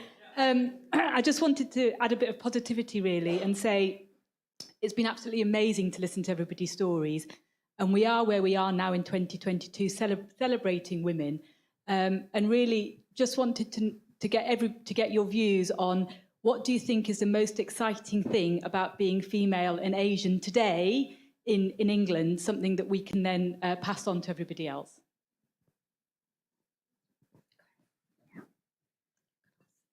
I guess I can definitely share some from the findings from Brown Girl Like Me. One of the most beautiful findings from this book was this growing sense of sisterhood and solidarity growing amongst Asian women. And that's an intergenerational thing that's across different Asian demographics, no matter if you're from Pakistani background, Indian background, Sri Lankan, Bangladeshi. What I was finding is that there's this real kind of solidarity, sisterhood growing amongst Asian women. And I don't think that's happened in any other time in human history since perhaps pre-partition, pre-1947, when a lot of these communities and different groups and faiths used to live amongst one another, and there was that sense of sisterhood then. And then, of course, with migration, moving to new countries, settling in different places, we all settled in our own communities because we found closure by settling amongst our own. But now what's happening in kind of the post-2020 world is this incredible sense of sisterhood growing. And I think the digital age has had a role to play there, and I have a love-hate relationship with social media, and it's not all good. But one of the positives that has come out of digital media and social media is this growing sense of sisterhood, people being there for one another, supporting one another, a solidarity growing. But I definitely don't only want to see that happening online. I definitely want to see that happening in community spaces amongst our families And I think this goes on to Benji's point before about one of the biggest problems we see is often women pulling each other down, and I call it kind of the crabs in a bucket mentality. Then when somebody's successful or we see success in someone else, we see that as something we want to pull down. So we need to be supporting one another, providing the opportunities for one another. And I think there is a part of the problem of, especially for Asian women, when they do get to the point that they've got to, they're scared because they've got to that opportunity and there's been a real lack of opportunity there, so they might feel threatened. But we need to be creating more opportunities for the other girls and women in our communities. And I think community has always been used as sometimes as a negative word when we're talking about some of the topics like mental health stigma, when we're talking about some of these negative topics. But I think community is one of the most beautiful things we have. And we need to hold on to that and hold that close to us. And I think that's one of the most positive things I've seen, this sisterhood, this community, this solidarity growing.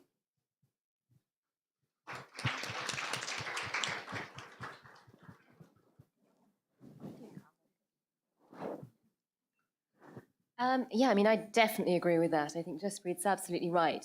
That is something that I think is noticeable in the last few years. I think for me, I'm sort of from a slightly older generation, and I've watched kind of millennials and the generation after that sort of come through. And I think a lot of people were quite terrified by it at first because they were sort of coming through. And, my generation, to be perfectly honest, we were kind of, we graduated, we got into our first jobs, and we spent all our time just trying to work out how to fit in, how to sort of get the jobs and do well enough to be recognized. And I think people found it quite challenging at first when sort of the next generation came along and they were kind of like, well, this is mad. This is a system I don't like, and challenged it all the time. And actually, I think that has been the biggest catalyst for real change. Within the last couple of years, we've seen really revolutions in our time, in our lifetime. With Me Too, with Black Lives Matter, it feels like so many of the things that we kind of just accepted, that we kind of just found workarounds throughout most of my career, things you sort of just got used to having to live with, suddenly being challenged. And I find that so hopeful. And I think, when these things happen, there's always an immediate backlash and you're never quite sure if they've made a difference. But I think they do. We do now sort of see, suddenly some behaviours have been challenged so much that they're already changing. And I think that's what really fills me with hope for the future. I'll just add a couple of perspectives, because I think there is a really interesting generational kind of story there, and around. I think when I was at school in Hounslow, I was the only Asian in my class, and I remember I never really understood it, but I remember what it was to feel different. And it would manifest itself in really strange ways. Like I think when I was at junior school, we had, we were talking, you had to talk about how you make a cup of tea. And suddenly I realized that the way we made tea at home wasn't normal, right? I mean, how many other children were having tea boiled in a pan when you add masala and milk and boil it? I mean, you suddenly realize that the things you're doing aren't the same as everybody else, and you try and rationalize that, but you're not quite the same. So there was a kind of consciousness which you're growing up where you kind of, for you're like everybody else, but for others you're different. But I think there were some kind of moments for me when I sort of kind of went through the school years, and then for the first time after I was 4, went to India when I was 18. It was my big thing to take a year out, raise some money by doing odd jobs, and then go to India. That was my big goal, because we hadn't been able to afford to go when I was younger. And I remember going to I was in Delhi, and we'd grown up in Hounslow, and I would always look at the number of Malhotras in the telephone directory. I don't know if you had telephone directories. And there was like 6 of us one year, 8 of us another year. And I remember going to India and looking in Delhi, and there were pages and pages of Seema Malhotras. And I was like, and suddenly I realized what it was to be part of a majority and not part of a minority. And it was something, it was a real awakening for me, because I honestly think that changed me. When I came back to England when I was kind of 3 months in India, I think my parents thought something strange had happened to me because I had an Indian accent, but I think the thing for me was it was a consciousness of realizing that I was a minority, and that the rules and the cultural norms meant that I hadn't fully expressed myself, and that I had to find ways to do that and to find ways to be me in a world that was dominated by rules, in a country that my parents never really fully understood because they had been immigrants. And they were learning how to just survive and live here, let alone how to have children go on and sort of and achieve their own goals. And and never would they have imagined, and nor would I, that one of them would become a member of parliament, and how you'd had to learn every step of the way and break down so much. But my one reflection on where I think we should be so positive about where we are, when I think about Britain today, and I think about Britain having a place in the world, when I think about Britain and wanting to lead internationally, and when I think about the opportunity and the axis between Britain and India and South Asian countries as well, and other diaspora communities, I now see what was to me in some ways a bit of a weakness or something strange, that was being a minority, something that people didn't understand, and you want to be like everybody else when you grow up. I now see that as perhaps my greatest asset, that not only do I have what Britain has given me and an understanding and appreciation of culture and history, and politics and Western philosophy, but I also have another side of the world, and what we can do in how we can bring those sides of our lives together can be a real axis between East and West. And some of the world's most difficult problems are solved by people having an understanding of multiple nations and multiple cultures. So for me, that has grown in terms of importance and in terms of being an asset. And when you add on being a woman, with all the challenges that brings, I think it gives us a great opportunity to be able to create the different dialogues, the conversations, the interconnections that I talked about, the International Women's Day brings. And it's something where if we understand and can really value and bring to life those different parts of our lives, that we can be so much stronger in what we can bring and how we can make things change. Thank you. Any other questions? Hi, this is actually just an observation, but just following on from what you've just said. I mean, hearing all four of you, you're all either of Sikh or Hindu background. You are, successful in your careers, you're feminist, but you are within your culture. And as Jaspreet said so importantly, you don't have to be Western or white or look white or, have that persona to be considered a successful career feminist woman from our society. And that just makes me so, so proud, because you're all from different generations and you're conveying the same message. From where, I went to boarding school in this country.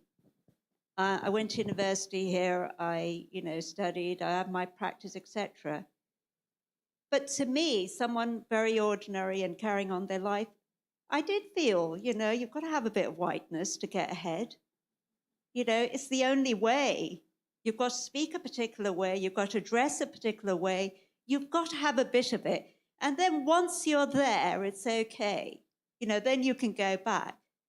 But I'm just really, really, this is International Women's Day, but I think this is probably the best message for me that you, all four of you, have put across. An MP we're really proud of, a journalist who's been kidnapped and done, I can't believe the stories. And, Gurdeep auntie, what your journey and what you've done, I didn't know that. And, it's mind-reveling. And Jaspreet, who actually has, you made the statement. So thank you very much. I know, I'm not making a closing speech here, but I just had to say this because I think that was a really, really important message. That's equality. That's equality, that you don't need to feel small. You're from a minority. You can be who you are and you can be out there. Thank you.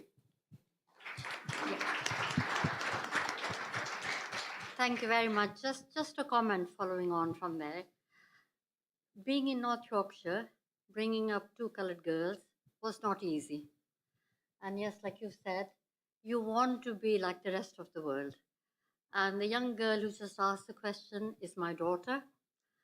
And I remember her quite vividly. She must have been about 4 or 5, I think, in the bathtub with her sister and rubbing soap upon soap on her skin. And this is very true, saying, "Mummy, I want to be white." To a point when I was appointed the first Sikh woman magistrate, and they bring the Bible so you can take the oath. And I mentioned to the clerk beforehand, I said, "Do you mind if I bring my gutka?" They didn't know what gutka was. And I said, "This is how you respect the gutka." I took it along, and that's how I did my swearing in ceremony. So the message really is to be proud of what you have and to have a firm belief, and you'll go a long way. So don't try and be a hypocrite.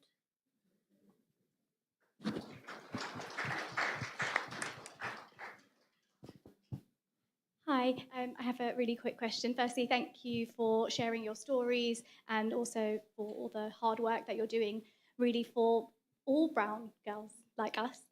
I just wanted to touch upon men and feminism just for a second. I think often when we're trying to explain perhaps traditionally female topics to men, the conversation often gets turned into, but we're someone's sister, we're someone's mum, we're someone's this and that, and you know, what if she was your mum or she's your grandma? I wondered how we can veer off that path and just really focus on just, you know, women, because we are people and we deserve basic respect, and whether a topic is to do with men or it's just women or whatever, it should be valued, and we have value just for existing. Thank you.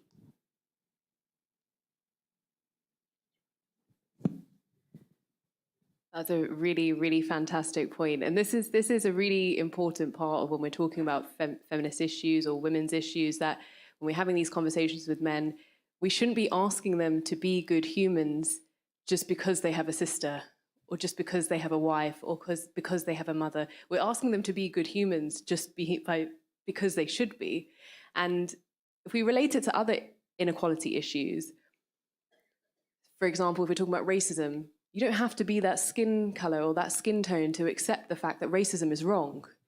So why should you have to be in close encounter to that gender to accept that sexism is also wrong or misogyny is wrong?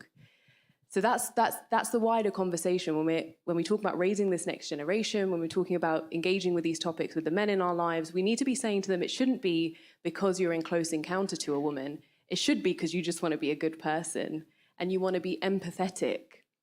And I think empathy is such an important word, and I really do feel there's a slight empathy deficit in society now, where we have become quite individualistic and we think about ourselves first. So how do we develop empathy as a community? How do we develop empathy in our families, in our society, to understand that we want to understand the perspective of somebody else and what it's like to be in their shoes, even if we're not their gender, even if we're not their skin tone, even if we're not their race, their ethnicity, their age. Let me try and understand what it might be like in somebody else's shoes, and that is empathy. So that's what we need to be encouraging in men, and not just because they have a sister or a wife or a mother. I think what Jaspreet has just outlined is the most perfect description of what equality and respect really, really means. And we are so far from being there. But I'll just share one other story that's just sprung to my mind, that when I was 18, I was a little bit of a feminist back then as well. And I had my first temporary job when I was saving up to go to India. And I was mostly working with some young men from East London. Now, I hadn't met people from East London much before, because I've been in West London. We didn't travel that far. So there I was in London with young men from East London. And I remember they were really interested in football and going to the pub. And I didn't drink, so didn't go to the pub, and I didn't know that much about football. But I but the conversation I found really boring most of the time. And I basically said that I felt that they were repressed, that they couldn't really kind of explore the world other than what they felt that young men needed to talk about. And so I started what I called the male liberation movement, and encouraged them to think differently and think about the world. And I was interested in politics. I had no idea what my future was going to be, but I was interested in politics. And they were interested in this person from West London. They probably hadn't seen any West Londoners as we were all about 18 years old. And I think what was really struck me from then is, if you don't meet and speak to people who maybe are different, if you don't engage, then you don't understand each other's lives. And even when you might be living together and coexisting, you don't necessarily still have those conversations. And about 4 years ago, or 5 years ago, when I was actually doing my role as the Shadow Minister for Ending Violence Against Women and Girls, I held an event in a school. It was a bit of an experiment, and it was with about 40 sixth formers, as it was, year 12s, year 13s. And it was to hear from them, and particularly from the girls, what they experienced in their day-to-day lives and what needed to change for them. And there was young men in the class as well. And the teachers were sitting at the back just to listen. And what happened in that conversation, where they opened up about what life was like in school, about teasing that they had from the boys, about what life was like sometimes at home, when, look, I know that there'll be several in one class that will be, living in homes of serious domestic violence and abuse, but also what life was like from the journey from home to school and school to home, where life felt unsafe, even at a bus stop, or on a bus, or in a shop. All of those sometimes sexist or misogynistic comments. And there was a picture of these young girls who you just see going into their, class after class, experiencing sexism and misogyny in every aspect of their lives. And that had been under the radar of the teachers in whom they were in front every day, in whom they were in front of every day. And those teachers, since that day, have worked with me. We've set up a charity. We now work with young people in different ways across Hounslow. It's not just employability, it's social mobility, but we've never forgotten the way in which particularly young girls felt unsafe in their world, in school, in home, and in the community. But what was so interesting in that dialogue was how the young boys started to open up about how they never realized the impact what they were doing and the way they were behaving was having, and how no one had ever talked to them about it.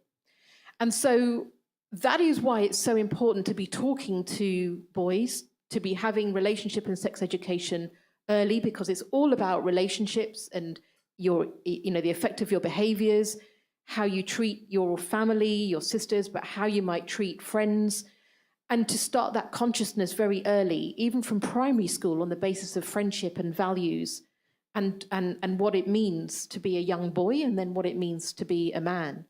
And I hope that with that starting to come through in our schools and with that greater consciousness, we'll start to see a shift from a young age, because truly when you get to teenage and beyond, it can be very difficult to change what becomes a very set male culture unless you've intervened early and shown a different way.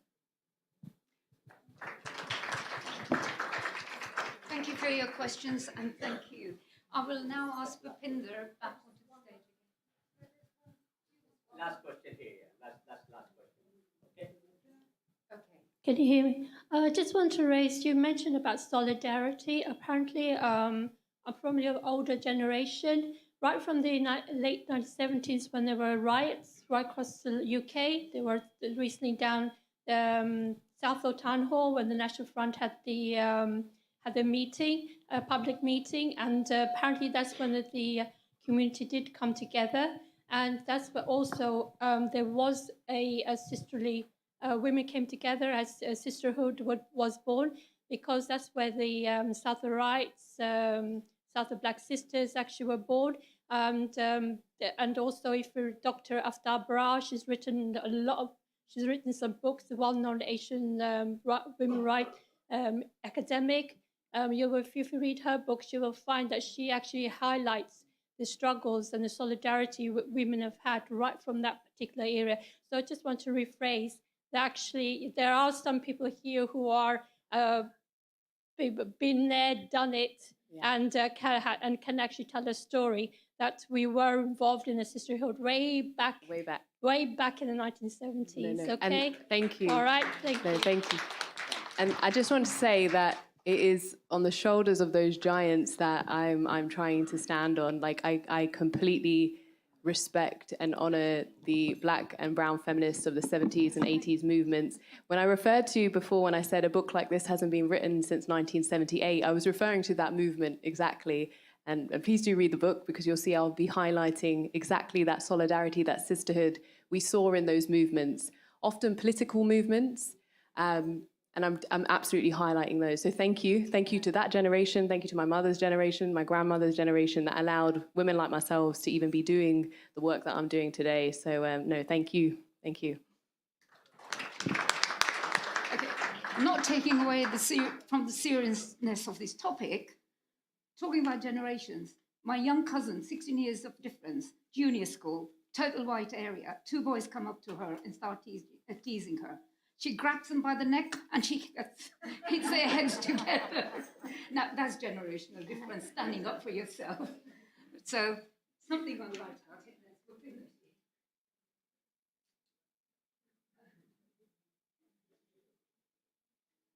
Gosh, thank you, really, from the bottom of my heart, really. You've all been an inspiration to everyone here.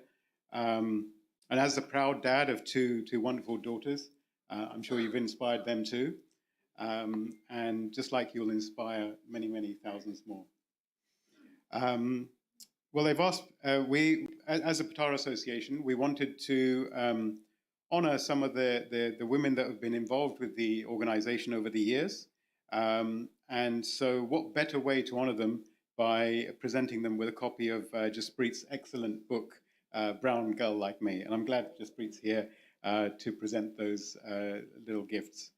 So first off, in no particular order, let me invite Jagjit Kaur Goyal to please come and accept her little this little token of our appreciation. Jagjit ji, well, she's a fellow member of the Pothohar Association Committee. She really, well, and during lockdown, by doing various sponsored walks, she raised over £2,000 for London's Community Kitchen. She's an avid reader, and she was really instrumental in setting up the library at Hounslow Gurdwara. And she's currently the treasurer of the Pothohar Association. Please.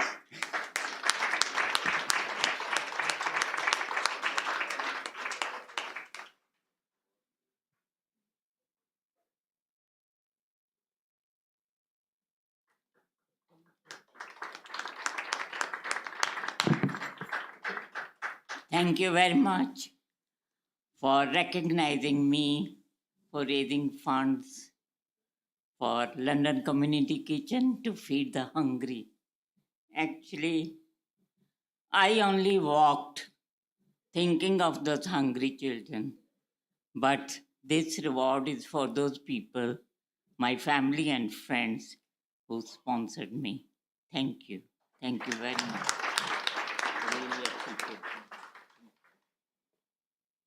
Good. And our next person can I please call up Harjas Kaur Brara, or more commonly or lovingly known as Bubbly to everyone. So Bubbly, she's been publishing the Sikh Courier magazine, which is actually the oldest Sikh magazine in the UK for many, many years. And again, she's also a fellow committee member at the Pothohar Association.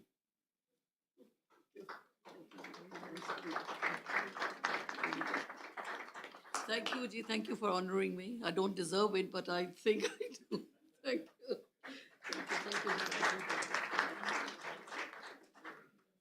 Okay. And our next awardee is Jasper Kaur Vora. She volunteers as a Sikh Chaplain and has served on the Pothohar Association Committee for many, many years, including in the role of president. Unfortunately, Jaspreet is abroad right now, but I'd like to invite her niece, Harleen McLean, to come and collect this little book on her behalf.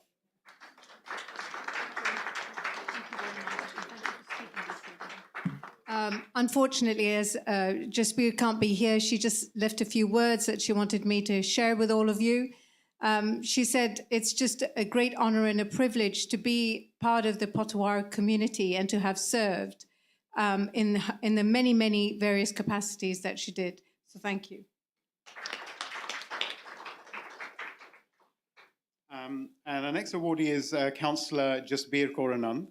Now, she's been a councillor on Ealing Council for well over 20 years, and she is currently a member of the council's cabinet. And she's been serving the Pothohar Association Committee for many years, including the role of president. She's currently the immediate past president. Again, unfortunately, she is abroad right now, but I'd like to invite Councillor Amajit Jammu to come and collect this little book on her behalf.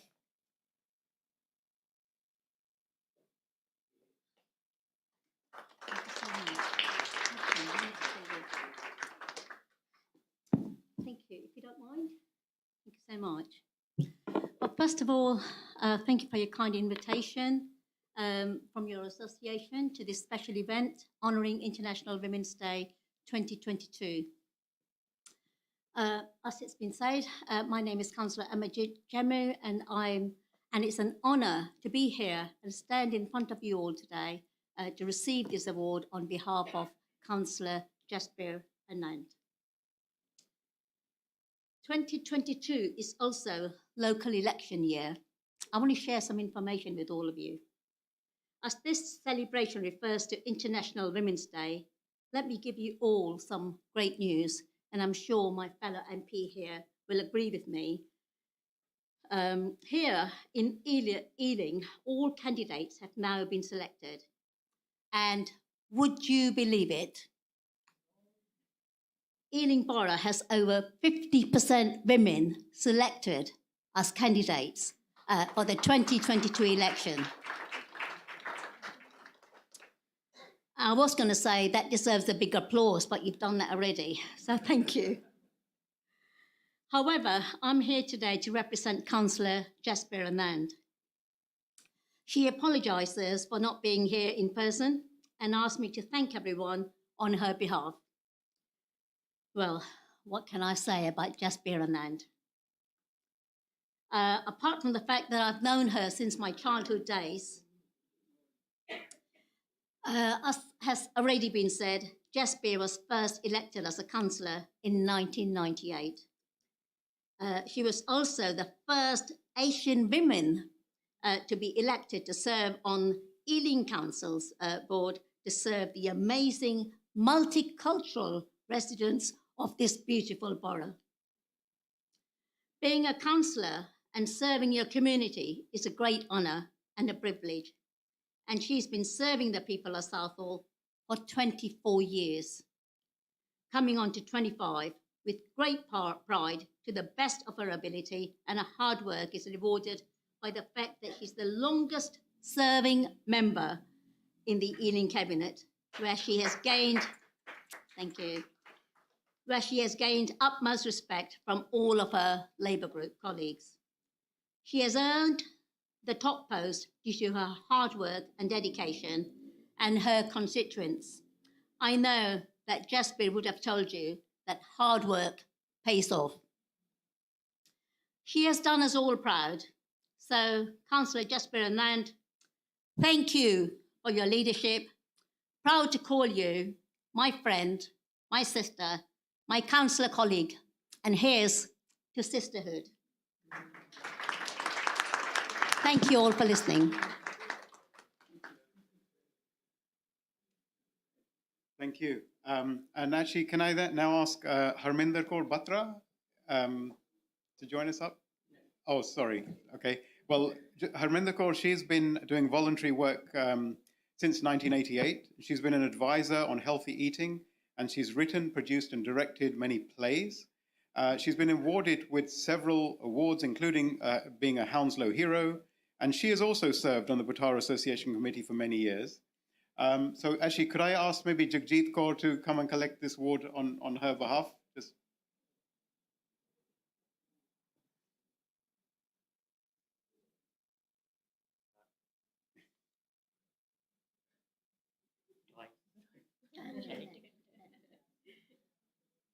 Thank you very much. I know her very well, and I know since I came to this country, I saw her serving the community. And it's really sad she couldn't make it. But I won't keep it. I'll pass it over to her. I'll go to her after. Thank you.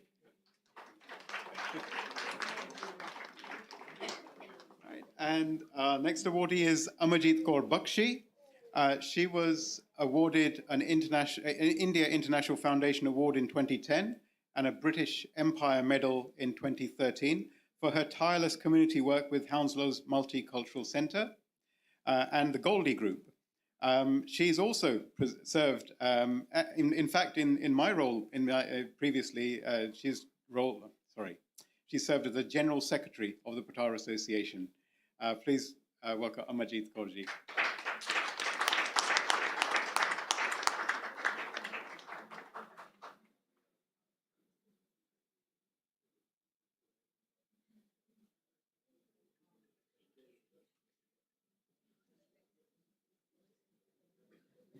Hello, everyone. It's so nice to see you all here. Yes, break the bias, and that's the sign. Break the bias.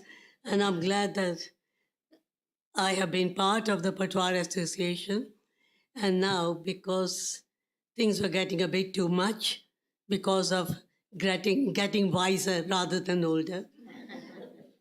So it's an honor to have you for this. Thank you very much.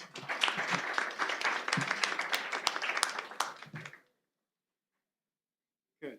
And our next awardee is Dr. Pushpinder Chowdhury, MBE. She's the founder and CEO of the UK Asian Film Festival and its parent organisation, Tongues on Fire. The festival, which has been running for more than 20 years, is the largest platform for South Asian independent cinema outside of India. She and her organisation has been a great supporter of the Pothohar Association. And actually, someone just mentioned Southall Black Sisters and Southall Rights. And she was very much involved in those organizations in the 1970s to help those organizations to where they are today. So please, can I invite Pushpinderji up to collect her award.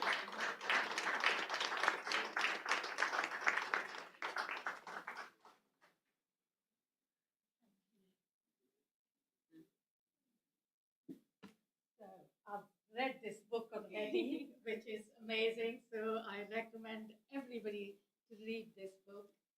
And just a couple of things. Avtar Brar, you were mentioning, I worked with her in Southall at 46 High Street. I was in that protest when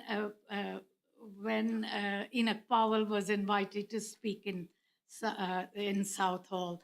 So I know life before Gurdeep Chadha in Southall was murdered and after.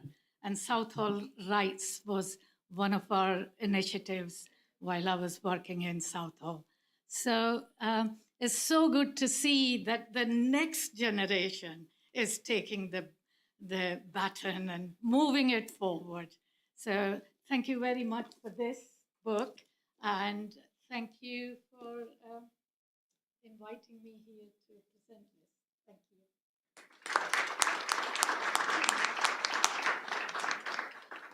And our next award goes to Dr. Kavalji Kaur, OBE and Lady Singh of Wimbledon.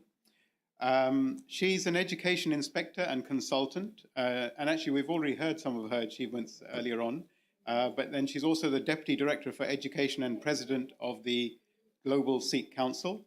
Unfortunately, Lady Singh is also abroad right now, but I'd like to invite Bubbly Brara to come and collect the award on her behalf.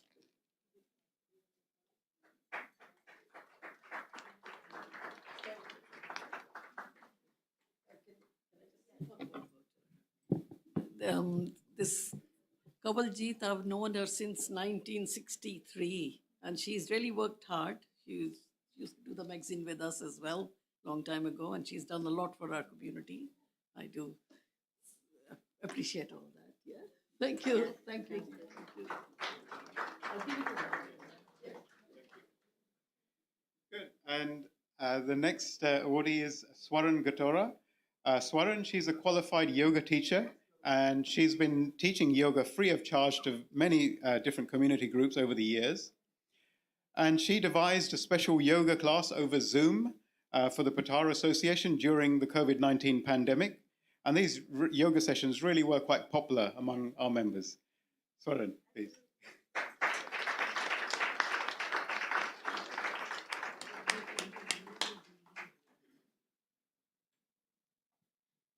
Thanks very much for recognizing me. Thank you.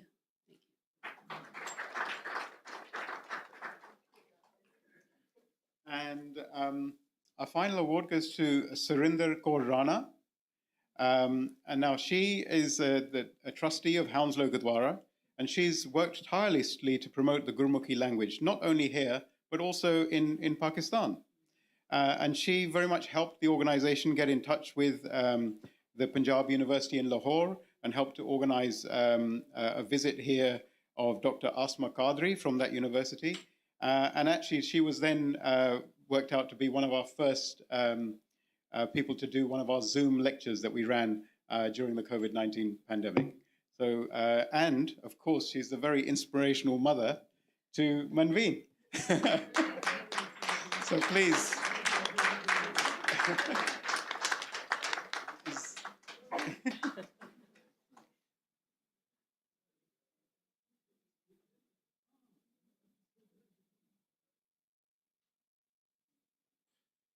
Thank you very much for everything. And a special thanks to the Hounslow, Sri Guru Singh Sabha Gurdwara Hounslow, who gave me the privilege to be a trustee from since 1998. Thank you very much. Thank you.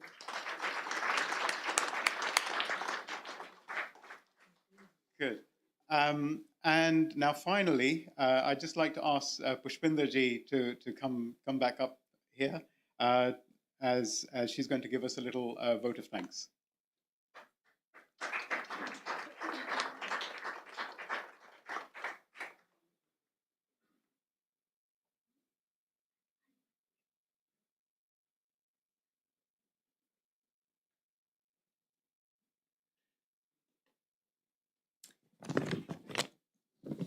Good afternoon. Thank you all for coming here today on a sunny afternoon and to listen to some amazing, inspirational younger women who were speaking here today. And I hope you all got a chance to listen to, got answers to some of your questions. But it has been really pleasure indeed, a privilege to hear you all. Gurdeep, Chadha, your account of your personal challenges and successes, which is a real inspiration for the younger generation. And it gives them courage to push the boundaries and break the barriers. Thank you, Gurdeep. What impressed me most was how Jaspreet tackled taboo and vital subjects head-on, like the mental health in her book. As I said before, I had read the book. So, her talk on sexuality, both in family settings and in the wider Asian community. She expertly addresses racism, carefully examines the impact of it on us, on our identity, on our self-confidence, and generational trauma. So, as I said before, it's worth a read. Thank you. Manveen, what can I say? It was amazing listening to you and your journey working with the refugees and how contemporary this subject is, how we are so near to it in the news every single day. So thank you for sharing and taking us near to their plight, their experience as you experienced it. And what is it like to seek a place of safety? Thank you.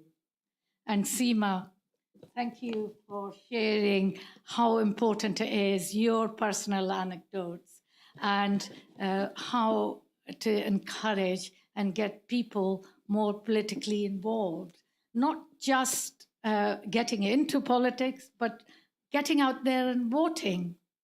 So thank you, Seema. And I would like to thank the Pothohar Association giving us a chance as a UK Asian Film Festival to be part of this event today. I do admire their new initiative to take this on. This is the first time they are celebrating International Women's Day, and it was all women committee who organized this. So I would like to thank Jitinder Kaur, Babli Parara, Kamal Kohli, and of course, Bhupinder, who's been underpinning it, all this very efficiently, and made it work for today. Thank you. Thank you, everybody. I think we've got some food. You can't go without having a cup of tea and little snacks, and we can talk. Thank you. Thank you, yes. We do have some tea and snacks outside for you. Actually, what we'd like to do, if any, we've got our cameraman here with us, and if anyone would like to give a very, very little short interview on camera, you could just stay inside this room while others are having a snack outside. Thank you very much. To get you to sign my book and take